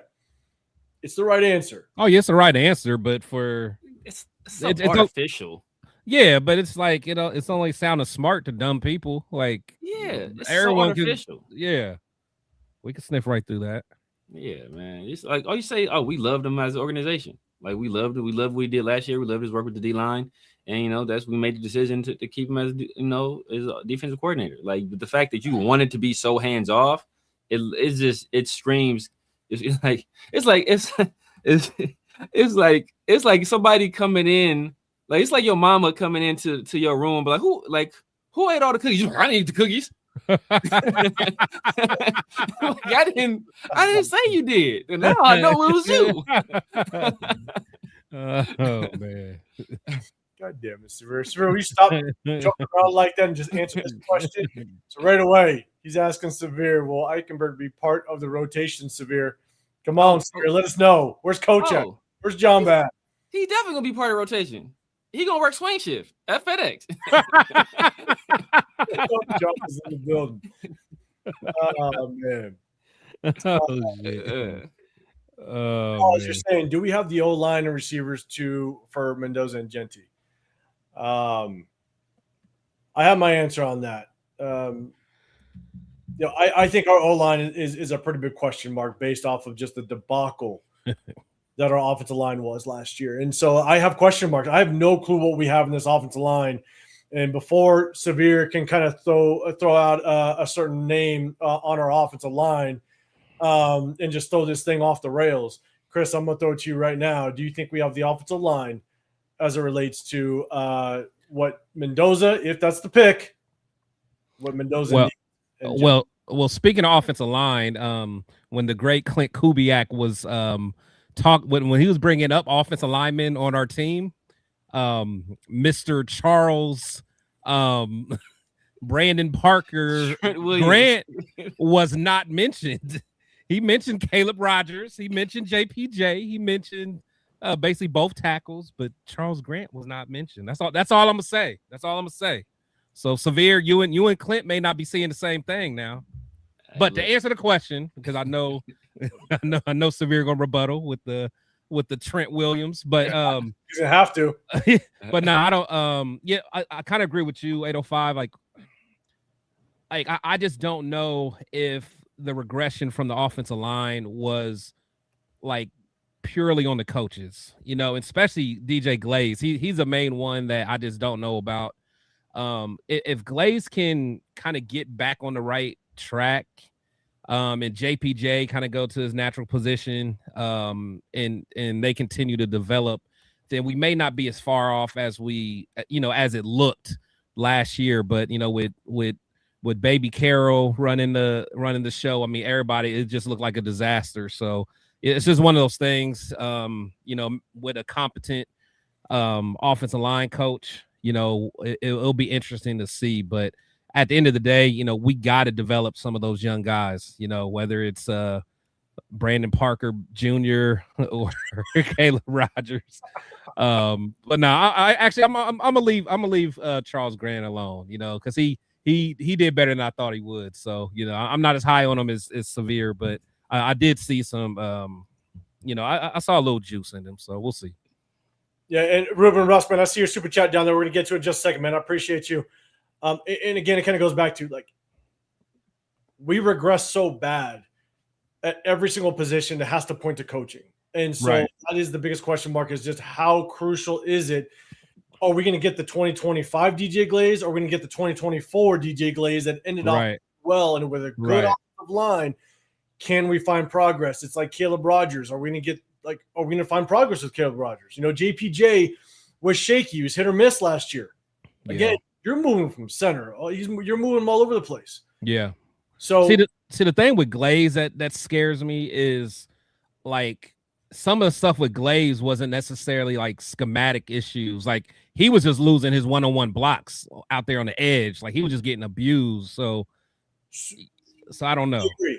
But the one thing just to keep in mind, when coaching is that bad and you're not fully understanding the system, what really sucks for the offensive line is if you go after the wrong shoulder, if you make the wrong first step, it throws You're done. Yeah. Right. Yeah. So with the offensive line and the reports coming out that there was so much confusion that they had to go back and watch YouTube videos and they had that is insane. That is insane. If you punch with the wrong hand, you make the wrong step, you open too much. That's the difference between you winning a rep and you losing a rep. And I think that's why I just have so much question marks as to how much we're going to have to prioritize on this offensive line, or can we just build off of what we have, given the fact the end of the 2021 season, I thought we saw some promise. So just some question marks. And Laker Nation, man, we're going to talk. That's going to be the next topic. Spytech did address a number one receiver. He also talked about Jack Best. We're going to talk about that as well in just a second, so definitely hang around. Severe, man. All right. Okay, Severe. Thoughts on this offensive line and how far off are we? Do we have the pieces on this offensive line to protect a potential Fernando Mendoza and do good by Genty? I'm going to give you the floor on this one, Severe.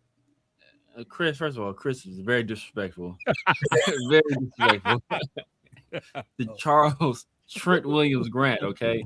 You may substitute the Trent Williams for Jonathan Ogden in some cases, or even Orlando Pace, I will take. But Charles Trent Williams Grant, the future, all right? And he brought up these other offensive linemen. He didn't mention Charles Grant's name. What's the old saying? What's understood doesn't need to be explained. What's understood doesn't need to be explained. I don't need to bring it up. I don't need to bring it up. We already know what time it is. For that one. So look, we know we got the future. We got the future there. We need to fill in these other spots.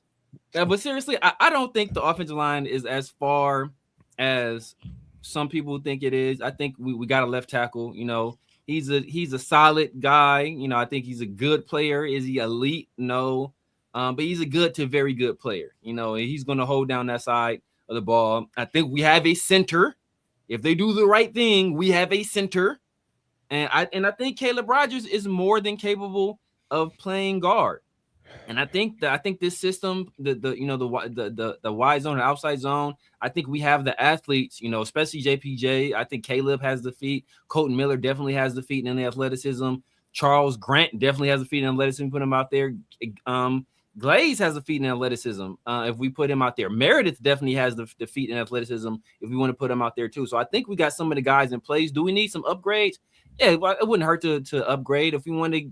If you want to go with a veteran guy at right tackle and bring in another guy, or if we want to bring in a more veteran guy at one of the guard positions, I'm all good with that. But I think we have some foundational pieces we can work with, and if we just fill in around those pieces and coach those guys up right, I think we can have a solid offensive line. How much is that going to do for Genty? I don't know. I don't know how much it's going to do for Genty. I'm hoping this scheme helps him out. Outside zone, he doesn't. Is the thing that worries me is that when outside zone, you bang, you bounce, or you cut back. And I think Genty can bang. I think he can cut back. Can he bounce? I don't know about that. He's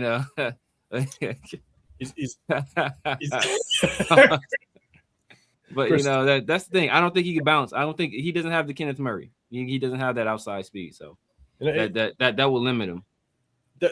We've said it for the longest time, and again said it before. It's like I just hope that during this offseason and just with the reps that he got his rookie year, and again as a rookie, like you learn, every rookie is going to learn. You got to progress, and hopefully the speed he gets adapted to the speed over this offseason. And once he gets used to the speed, I think he can show a lot of improvement. But the speed's different in the NFL, especially from the Mountain West. So, cool.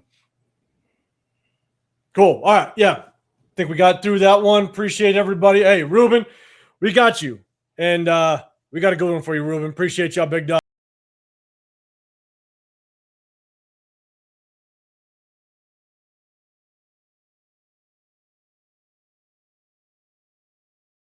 Big dog. Hey, I finished mine, man. I need to go down and get a refill. Yeah, I'm done with mine too.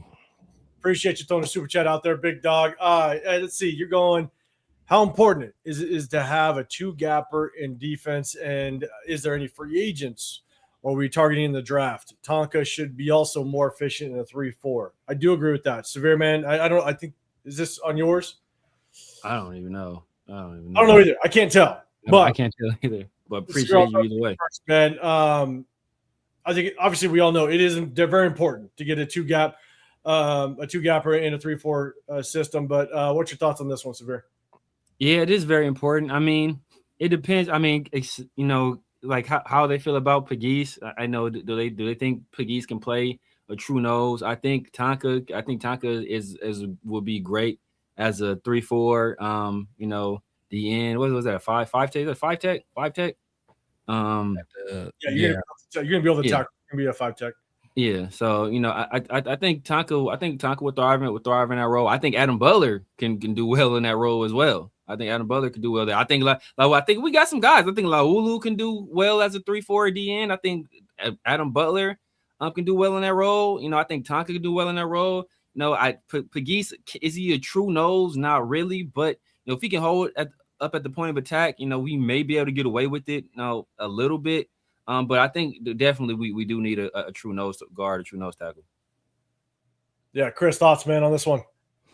Yeah, I mean, I think honestly, I was reading somewhere that our boy, what's our boy, Butler, Adam Butler actually played nose when he was in the 3-4 in New England. In New England, and they actually said that he was. I think that's when he got his most sacks.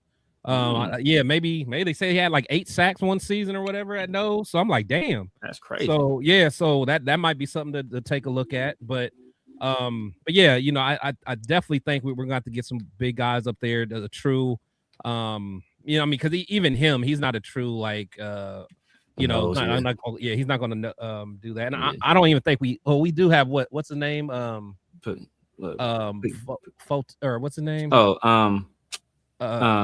Licky Fotu. Yeah. We cut him. We cut him. No, we cut him at the end of the year. Yeah, we did. Okay. Yeah. So So I don't think we have nobody that's a true nose. Yeah, because Pegues like 325. I think Pegues like 325. Yeah. So he might have to he can move. He got good feet to be that big. Yeah, man. Yeah, he got good feet. So yeah, Pegues. Not good enough to get a carry though.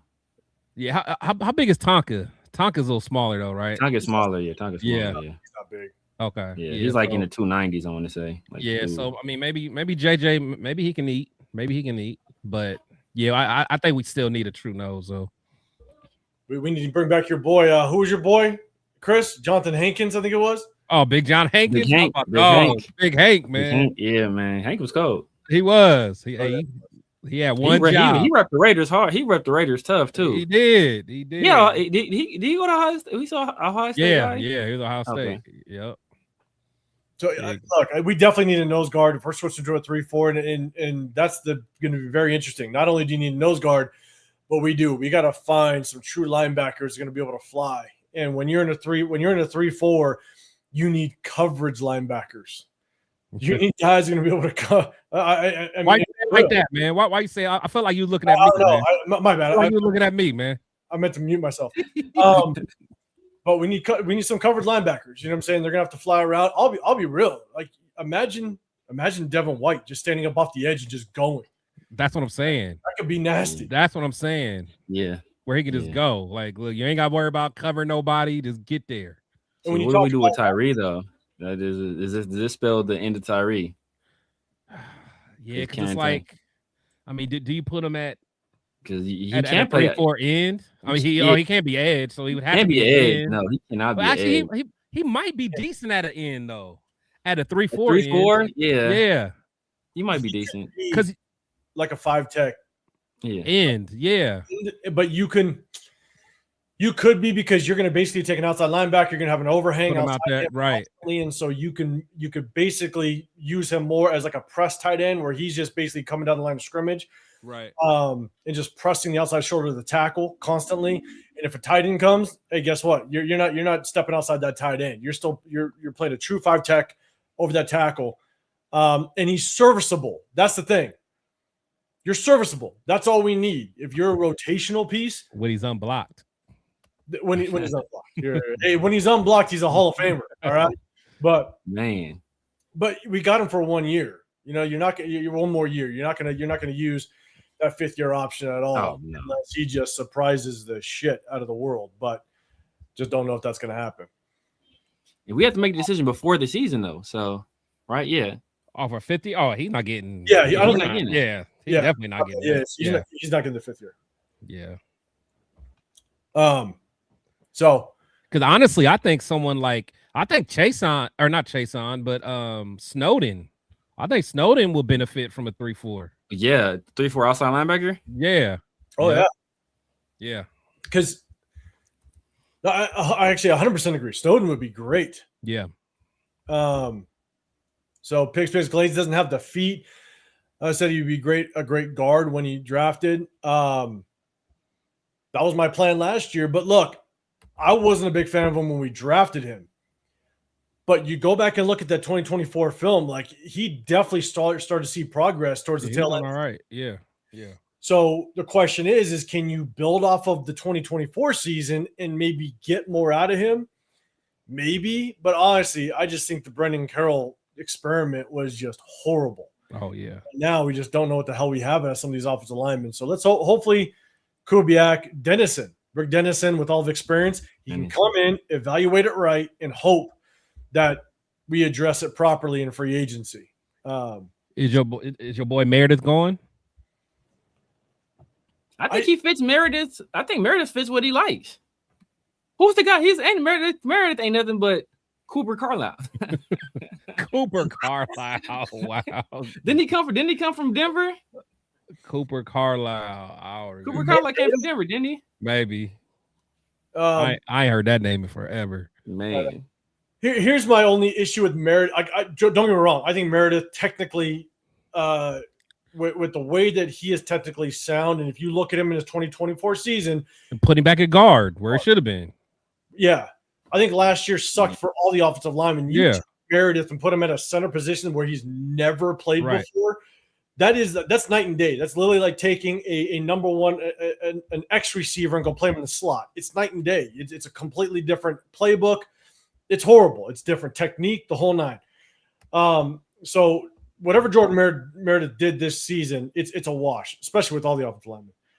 But I think what I'm concerned about with Jordan Meredith in Kubiak's system is just if you go back and look at Seattle's offensive line, I don't know how much they acquired that offensive line in free agency or in the draft last year. I know they got Grace Abel through the draft, but I don't know how much they acquired through free agency. You go look, they want maulers. Well, Jordan Meredith isn't a mauler. He's not going to come and run you over. He's a smaller guard, so he's going to use his technique to win you over. If they're cool with it, and if he's serviceable for this year, okay, bring him in, and you can address it elsewhere But that's kind of what you need though in the zone as well, though. I mean, you need guys that can move. So in that aspect, I think Meredith is perfectly fine. I think he can still be good in a power run scheme. It really just depends on how Clint Kubiak wants to use him. Yeah. But I got confidence. If you want to address elsewhere, like if you have issues with DJ Glaze, okay, then maybe you address the right tackle position. Because I know that there are some comments in here. Raider Developing, you're saying Lincoln said he couldn't even understand what the O-line was asked to do and their assignments were. Yeah, there's just pure confusion. But that also happens when you're a shitty coach and you also the offensive line has no clue what their responsibility is. You look like a mess. Money Chuck in the building. What's going on, man? DJ Glaze isn't a starting right tackle, in my opinion. Definitely switch him to guard. I know a lot of people I agree with that earlier. TK, do we believe the critique on JPJ that he struggles identifying defensive front blitzes and communicating blocking assignments? Honestly, I don't know.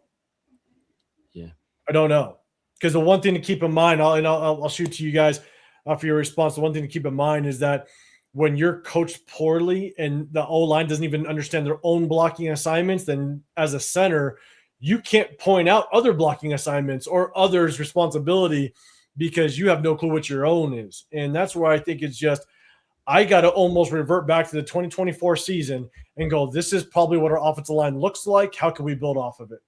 And again, that's just a guess on my part, but let's hope Rick Dennison comes in. So Severe, thoughts on that one with this offensive line and JPJ?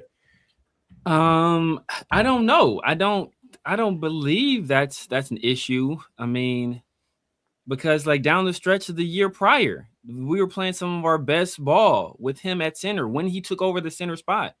We were producing in the run game with Amir Abdullah, with Sincere McCormick. Right. So like he didn't just lose that all of a sudden. I don't think, I don't believe that that's the case. So I just think they didn't know how to deploy him.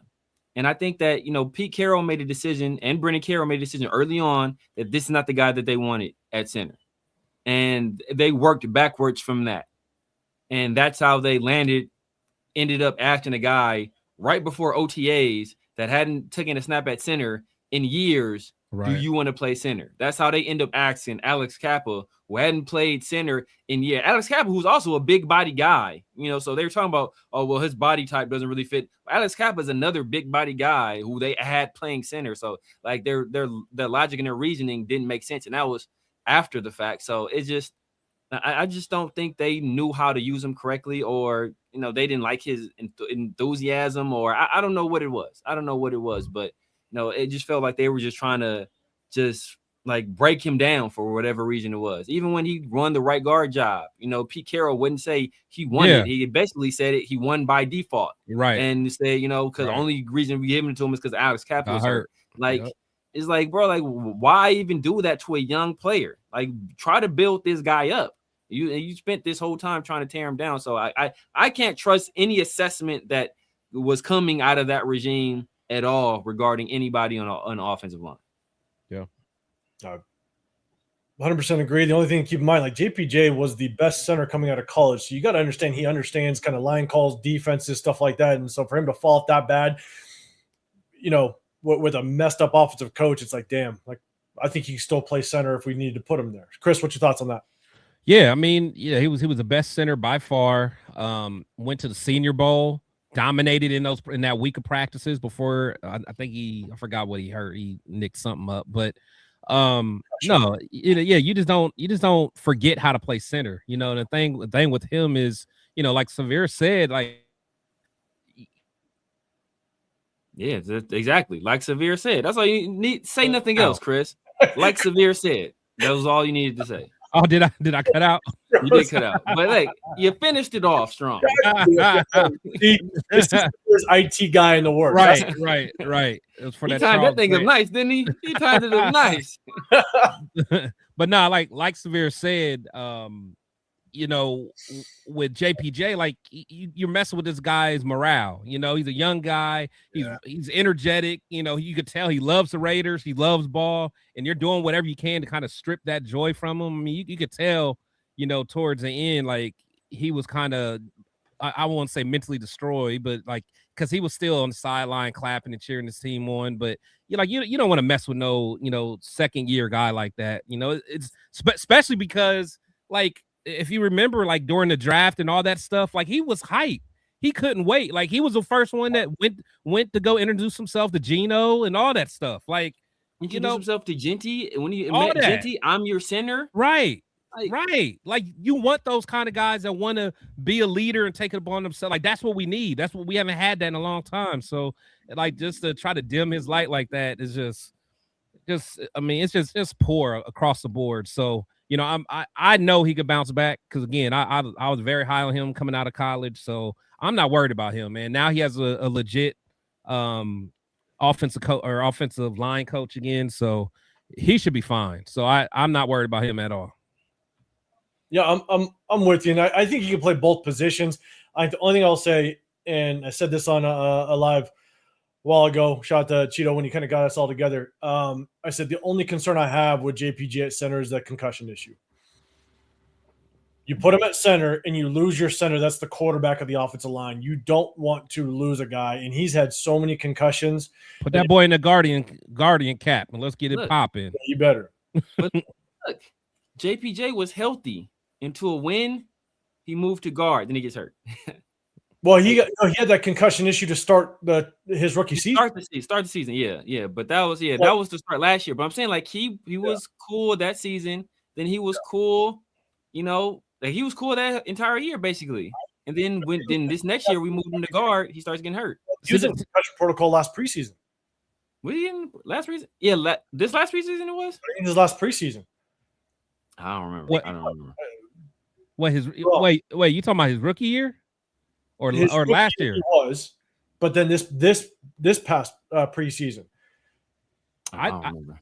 I thought he was I thought he was just fighting for his. I thought he was the only one that was healthy. Yeah, I thought there was another concussion. Maybe the chat saying yeah. I don't remember it. I don't remember that. I remember his rookie because I remember he missed basically all of rookie camp. Yeah. But I don't think it was concussions his rookie camp though. No, it was something else. Yeah, his was something because I know he first got hurt in at the Senior Bowl. He nicked something up at the Senior Bowl. Yeah. I remember. So no, but he missed those first 2 games because of concussion.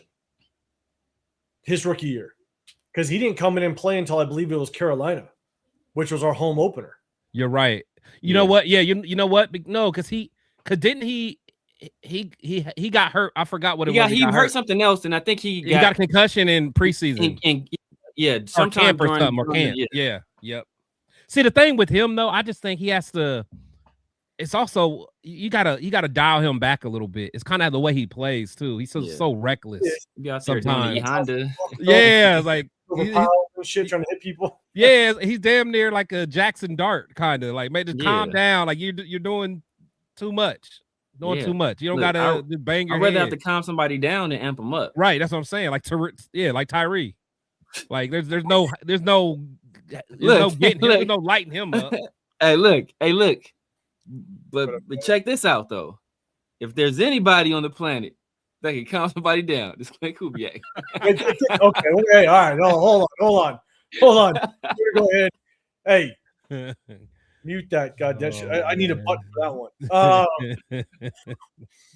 No, but that's my only concern. I think with JPJ at center, if he gets hurt, you lose your center. It's not good at all. So yeah, I'd be okay if we brought in, again, a lot of people like Linderbaum, if you brought in a veteran center that can kind of hold it down, you keep JPJ at guard.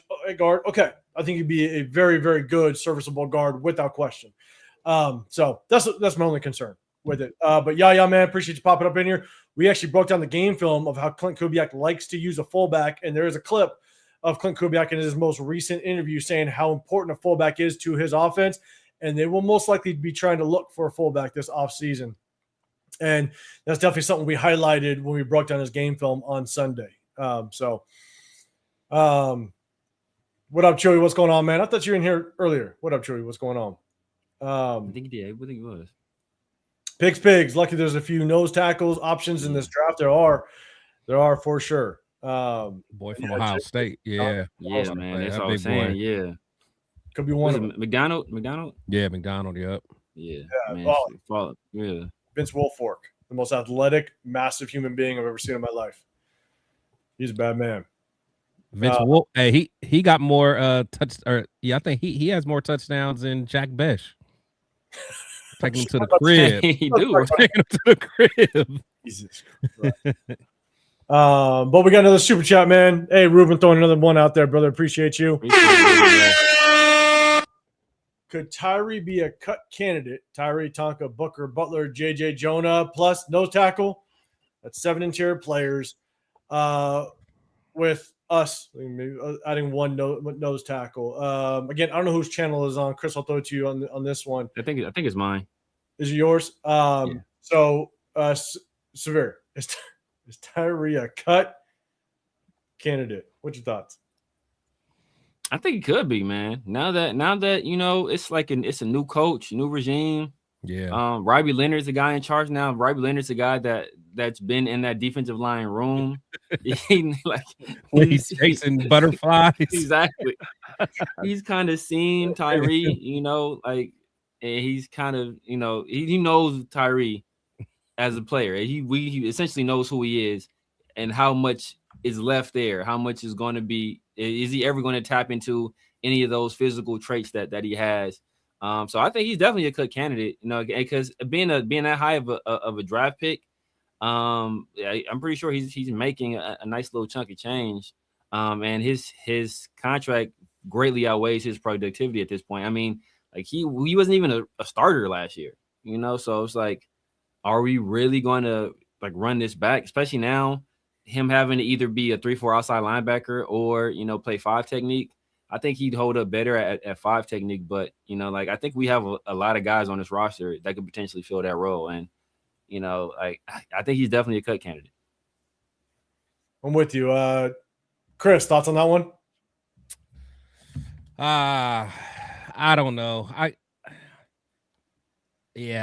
can't see them cutting him. I can't see them cutting him. I figure that, I mean, of course we know they're not going to pick up his 5th year option, but I think they'll go ahead and I mean, kind of how we did what's his name, Cleve Farrell. You know, we'll let him play out his contract, kind of let that go, just to see if there's anything else that we can get out of him.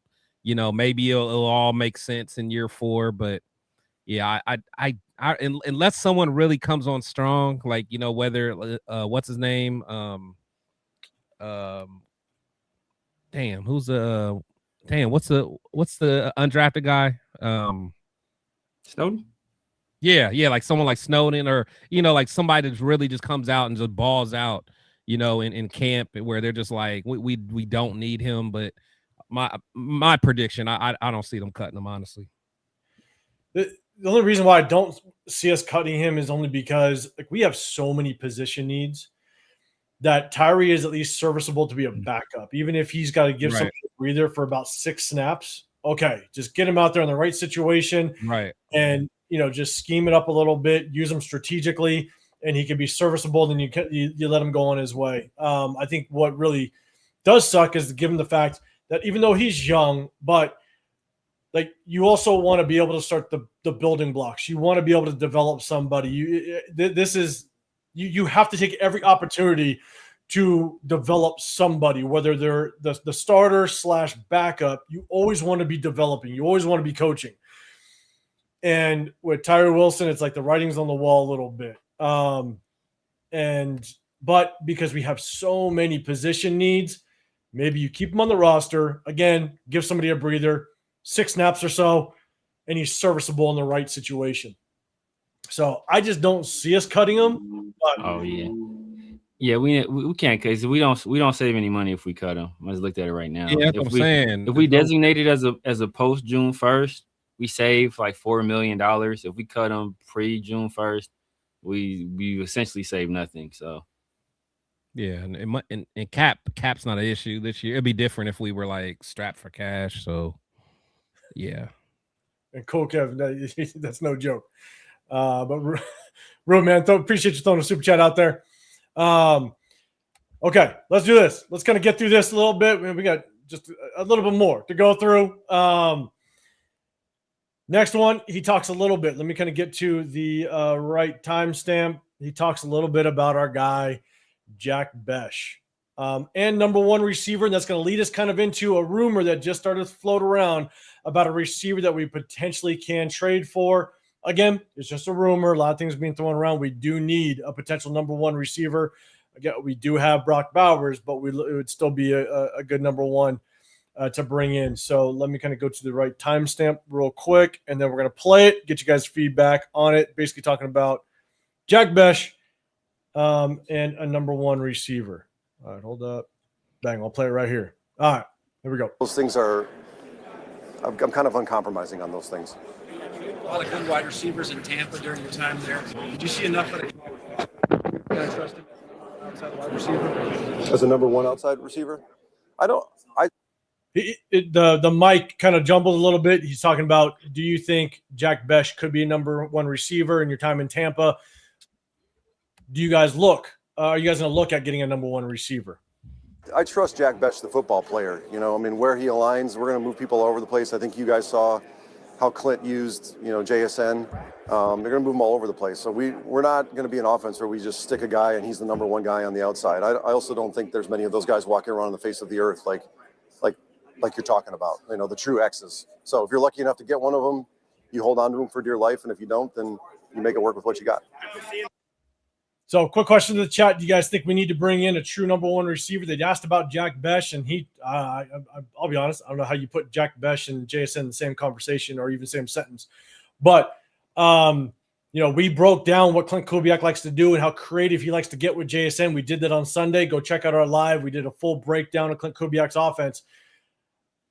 Do you think Clint Kubiak might go out and get his own JSN this offseason, whether it is through free agency? We're going to talk about a name that was just popped up out there, or through the draft. Chat, let us know. So, Severe, I'll throw it to you first, man.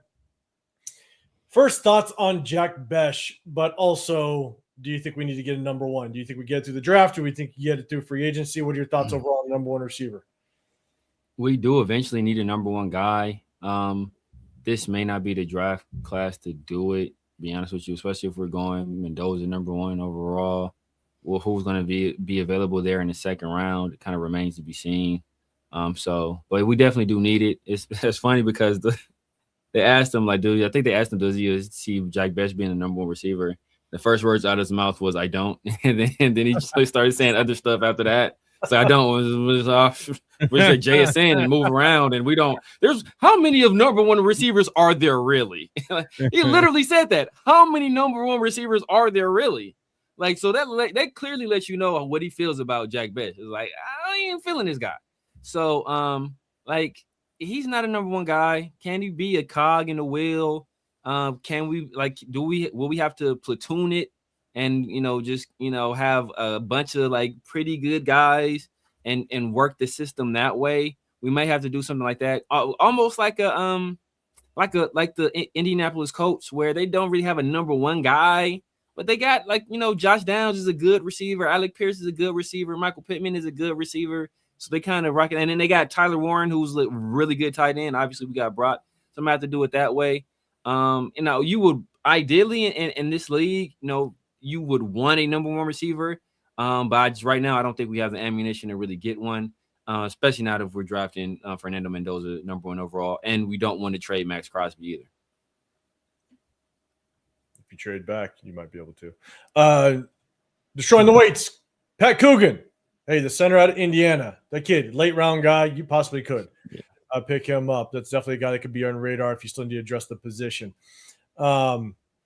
So, Chris, I'm going to throw it to you. Thoughts? Jack Besh, number one receiver. Do we need to get one through the draft, through free agency? What are your thoughts? Yeah, we definitely have to get one. I mean, I thought it was kind of comical with him saying that, you see how Clint used JSN. Dude, you cannot use Jack Besh and JSN the same way at all. Not at all. So, yeah, I mean, we absolutely have to. I just think that there's some pretty decent guys, we could probably get in later rounds, this year, from a receiver standpoint. But next year there's some dogs coming out. Definitely some dogs coming out next year. I don't want to spend. I know someone put Alec Pierce. Like I don't want to spend that much money on him, to be quite honest. But yeah, I'll just say that Jack Bech to me is not it. I just don't think he'll like. I think Dante Thornton will have a better opportunity of developing than Jack Bech. I'm just not sold on him. He just couldn't get no separation. I just don't think he's gonna make it happen. Yeah, look, Jack Bech, I think if you can scheme him up in a certain way, he can be useful, right? He can be a piece to an offense, but he's not going to be what everybody thought he was going to be coming out of TCU, coming out of the draft. I mean, people were literally making Puka Nacua comparisons. No. It's the wildest thing I've ever heard in my life. And so, in my opinion, I think, can you use him strategically? Yes. Can you use him as a potential physical blocker? Yes, in some ways. But comparing him to JSN, it's now. I would not be surprised if Clint Kubiak goes after his JSN. If he thinks there's possibly one in free agency, which I don't see one right now. I really don't. No. Now, could you potentially try to look at one in the draft? Maybe. I'm not saying it would be the smartest move, but I'll tell you right now, the only guy that I think could be a very close comparison, I'm not saying he is, but I think the traits that he brings to the table can be very similar to what JSN is that Tyson Jordan from Tyson. I think he's the only receiver that could be, because he's shifty. He's quick. Yeah, shifty. Right. That's kind of what JSN is a little bit. Now, again, I like Jordan Tyson, but, man, the injury history just scares the crap out of me. It's not worth it. Top 10. Like, it just scares the crap out of me. And so now, again, Cardinal Tate is a very good number one receiver. He's my number one receiver in this draft. If he wants to go get his number one, you just never know what Clint Kubiak would want to do. So don't be surprised if he potentially will want to go get his number one, again, via draft or through free agency. We'll kind of see. Then we're going to talk about the name that just popped up. Jeff, man, you're saying so many needs and why we need to trade is why we need to trade out of the number one pick. I know a lot. There's so many needs, man. There's so many people talking about it, but yes, we have so many needs. Trade back, trade Crosby. We'll see how it works out. One guy that has been now kind of tied to us a little bit, just the reports. Again, it's rumors. Take it for what you will. Brian Thomas Jr. from the Jacksonville Jaguars. Chat, let us know. Hit that hashtag Raiders. I think, Ruben, I think you have another super chat down there, brother. I'm going to get to you in just a second. And it looks like I just saw it. Shout out to you, big dog. Hey, let's get to it. I'll kind of go back up to the chat, see what everybody's talking about. But we're going to bring it up right now. Appreciate you, big dog. Hitting with that super chat again. You're saying trading for Brian Thomas Jr. seems like a win now move.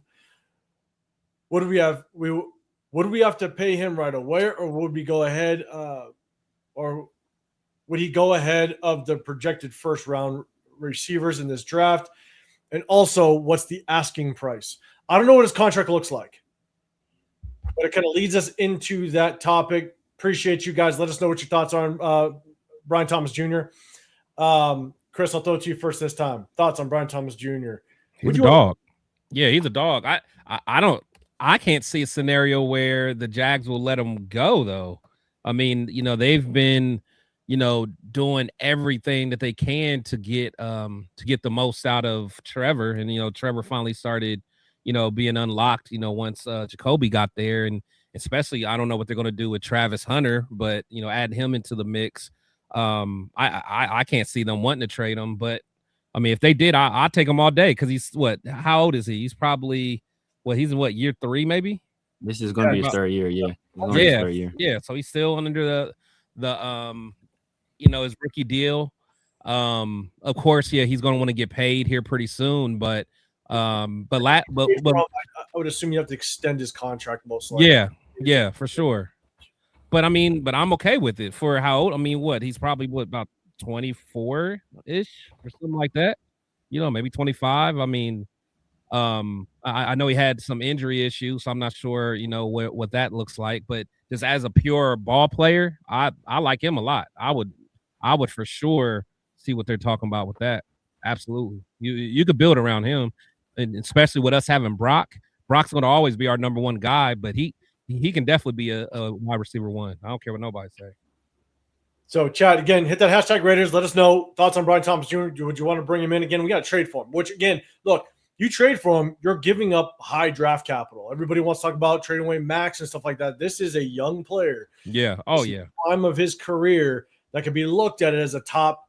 I mean, I don't know. He's easily maybe a top 7 receiver in the National Football League right now? No. Not based on what he did last year. Yeah. Not last year, but I think last year's somewhat of kind of like an outlier. He's still a very, very talented receiver. So, what are you saying? Top 10?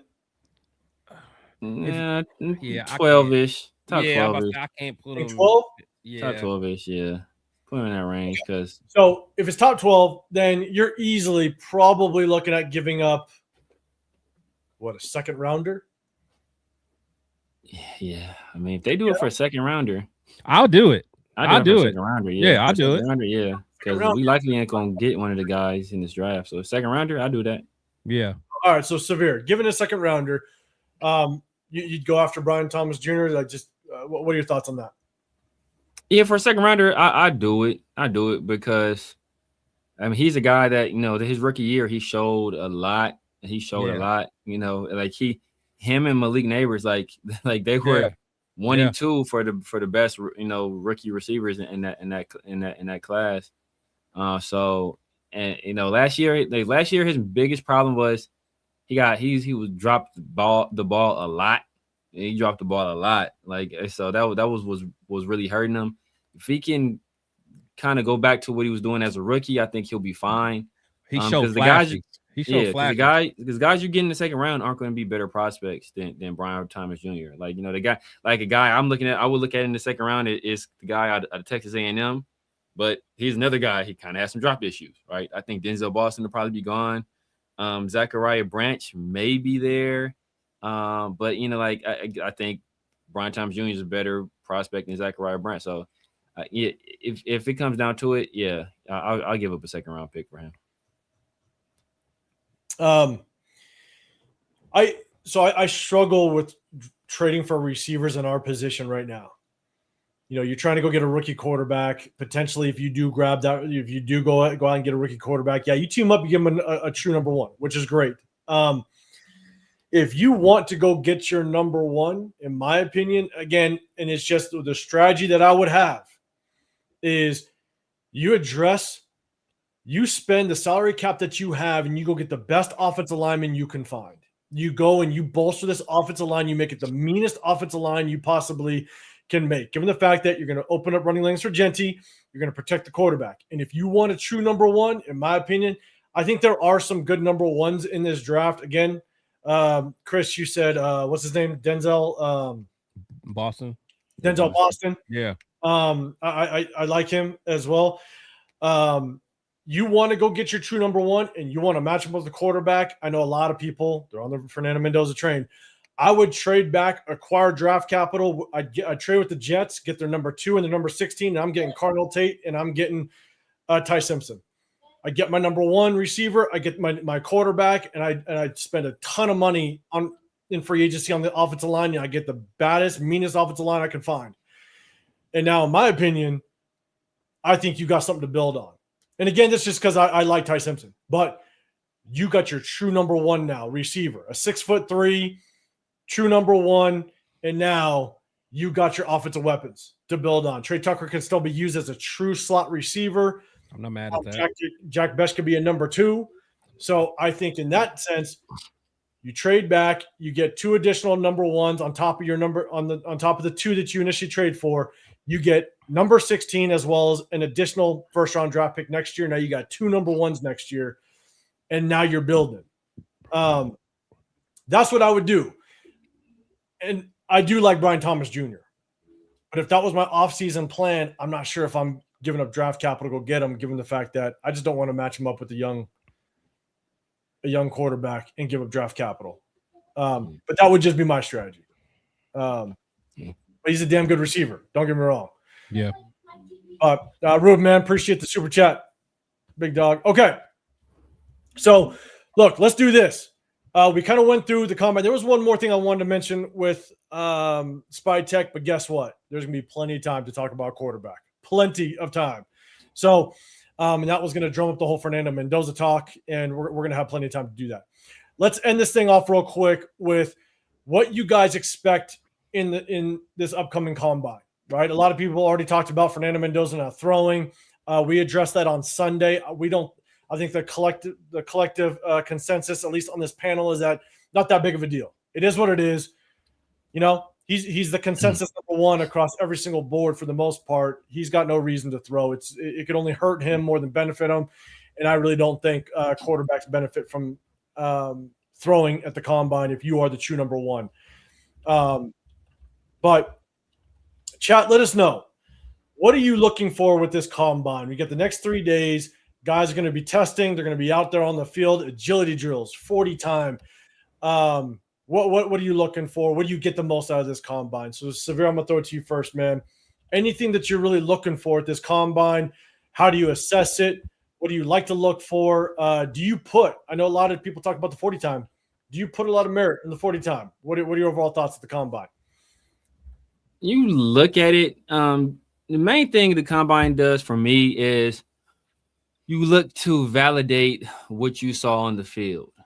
You know, so if a guy is fast on the field, you want to see that he's fast at the combine.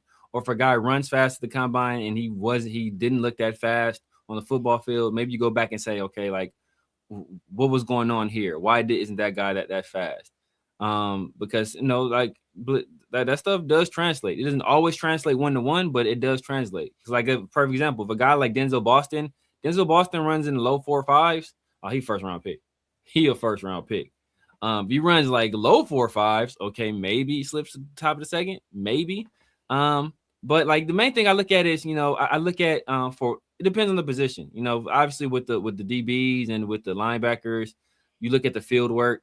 You see how those guys move in space, the fluidity of their hips. You know, like with the wide receivers when they're running that lane drill or the gauntlet, you kind of look to see how easily they catch the ball. Mm-hmm. You know, are they moving a whole lot off that line where they're catching it? Are they having to run super slow when they catch the balls? That lets you know, okay, is this guy, does he have natural hands? Is he confident in his hands? Because if he's not, then they're running slow when he's doing it. I think I go back to I was just watching Jack Best, and he was running slow as hell, and he wasn't even running straight. So now you're not running straight, you're running slow as hell. So it's like, it's how, you know, you have some questions about that guy, you know, and his comfortability catching the ball, especially catching the ball on the run. So you look at that kind of stuff.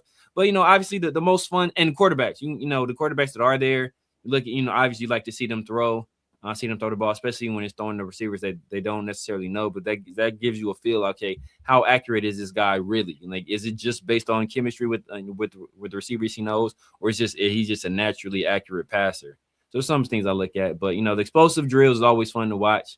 I think Arvell Reese is about to blow the combine up. I think Peter Wood's probably going to blow the combine up too. Casey Concepcion, I think he might go crazy as well. Yeah, I mean, keep going through the chat, man. I'm behind the chat. Apologize. I'm gonna catch up. But Chris, man, thoughts on the combine? What do you look for? Is there anything specific that you pay attention to? Yeah, for me, I really don't. I really don't dig too deep into the combine, to be quite honest. You know, I will look at like the defensive linemen, linebackers, just so I can see their feet and the twitchiness of them. You know, just how good they can change directions, things like that. But as far as like the wide receivers and quarterbacks, I mean, you can kind of look at, you know, route running and stuff like that. But it's a lot different when somebody can put their hands on you and get you off your route and stuff like that. And quarterbacks, like to me, you really can't get that much from the quarterbacks, to be honest. You know, I think, you know, you'll see some guys that will blow, you know, like Anthony Richardson, stuff like that. You know, they'll blow it away. You know, what's his name? Milton, you know, guys like that, you know, just have a strong arm. They can wow you. But To be honest, I just want to see guys' feet and just see their twitchiness. To be honest. Yeah. So for myself, like I don't get too much. I don't look too much at the combine as it relates to whether or not it confirms a player or not. Look, this is not my job. I have a day job. I do this as a hobby. I do this because my passion is Raiders. My passion is football. So what I do is I will basically look at the combine. I look at are guys paying attention? Are the guys actually doing the drills right the first time around? Because that's going to tell me just how much their mind's on the actual assignment at that given time. Because the one thing about football, and no matter where you kind of played it at any level, right, you only have so many chances to impress the coach. You have so many chances for the coaches to gain confidence in you. And so when you're fifth in line and you step up and you do it wrong after you had 4 or 5 guys do it right in front of you, that tells me, okay, like you're distracted, something's off. That's going to be a little bit of a red flag in my opinion. But mostly what I look for is guys that weren't on my radar. If a guy goes through the adjustment drills and he looks smooth as all hell, especially with the offensive linemen, with the edge rushers, with the defensive line, if they look smooth, if they have good feet, if they have great balance, then it'll force me to kind of go back and look at their game tape. What is the game tape film? And then I'll start to kind of go through the 6 or 7 games that I go through to kind of get a gauge as to who this player is. One of the biggest examples for me is Bucky Irving. Bucky Irving really wasn't on my radar up until the combine. And all of a sudden he tested and I was like, oh shit, who's this guy? He looked smooth through the drills. He was very fluid. And I was like, okay, let me go take a look at what this guy's tape looks like. And I went back and I think he was an Oregon guy. And I was like, oh shit, okay. All right. Then he kind of hopped up on my radar a little bit. So I look for guys that I really wasn't paying attention to prior to the combine. And that's what I look for. The 40 time means nothing to me unless you just have an atrocious 40 time. Like if you went from like, okay, you look good. Because football speed and 40 speed are very different. Straight line speed and football speed, very, very different. Absolutely. And so the 40, it doesn't really do much for me unless you blow the top off the 40. Like you run like a 4.2. I'm like, okay, let me go take a look at your film.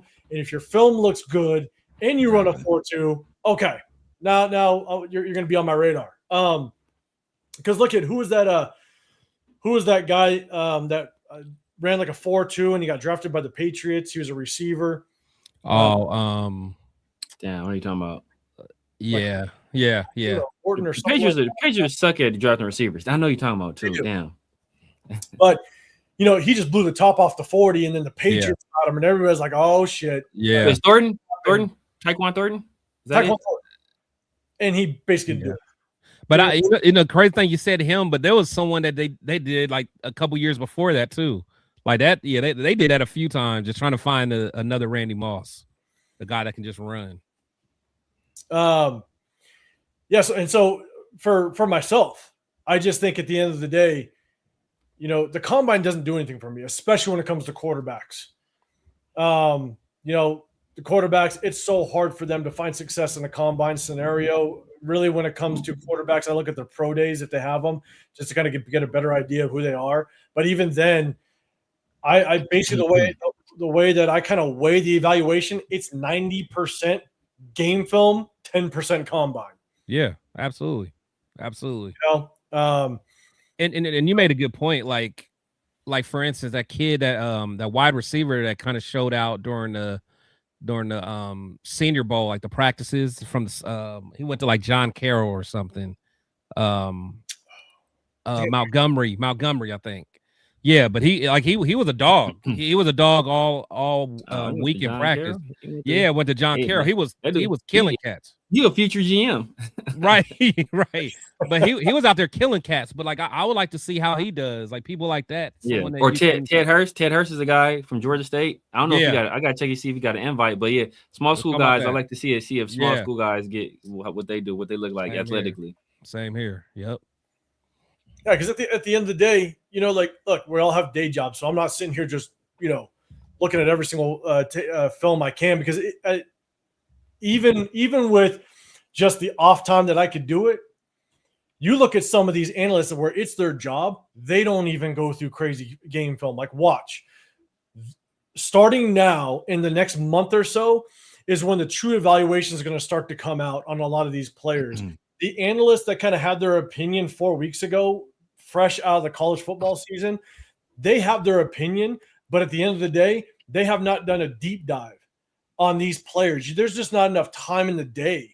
And then go and spend hours in a green room doing analysts and doing your shows. There's not enough time in the day. You're not going to get true analysis until probably another 3, maybe 4 weeks, because now these guys are really starting to do deep dives. And so, because these analysts, they got to cover the entire NFL. Right. Good luck. The amount of prospects that are coming out, just good luck. It's going to take some time. But I think I'm looking through the chat. A lot of people are basically talking about they're looking at linebackers, which is good. Cap Hub City or CP Hub City, you're basically saying 40 is overrated. Oh yeah. I mean, how many times have we got burnt by that? Just in our history. I mean, we get burnt by that all the time. Bruce Campbell. Oh my God. Bruce Campbell. Yeah. I thought he was gonna be such a beast. And it was just because of the combine, man. Just look at him. Just soft as molasses, man. Yeah, but you can't be looking at 40 times for offensive lineman. I mean, like he was strong as hell too. He was strong as hell too. Yeah, he was fast. But look, the 40 time helped out Garrett Wilson. He been a beast. It helped out Justin Jefferson. Yeah. People would sleep. People was because that was the main thing about Justin Jefferson. That's why I had Justin Jefferson over Jerry Jeudy. People was like, oh, he's slow. He ain't gonna run well. Then he went to the combine and he ran well. You couldn't say shit about him. Like, what you gonna say now? Oh, he only played in the he played in the slot, and I whatever. He's better than Jeudy.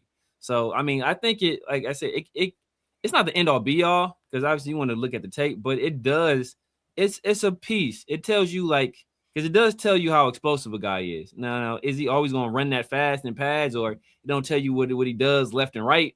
But it does give you an idea, like that, and the vertical jump give you an idea. That's why, like Dante Thornton, he ran fast, but he had like a 33-inch vertical jump. Like, bro, you ain't got no lower body strength. Right. That's true.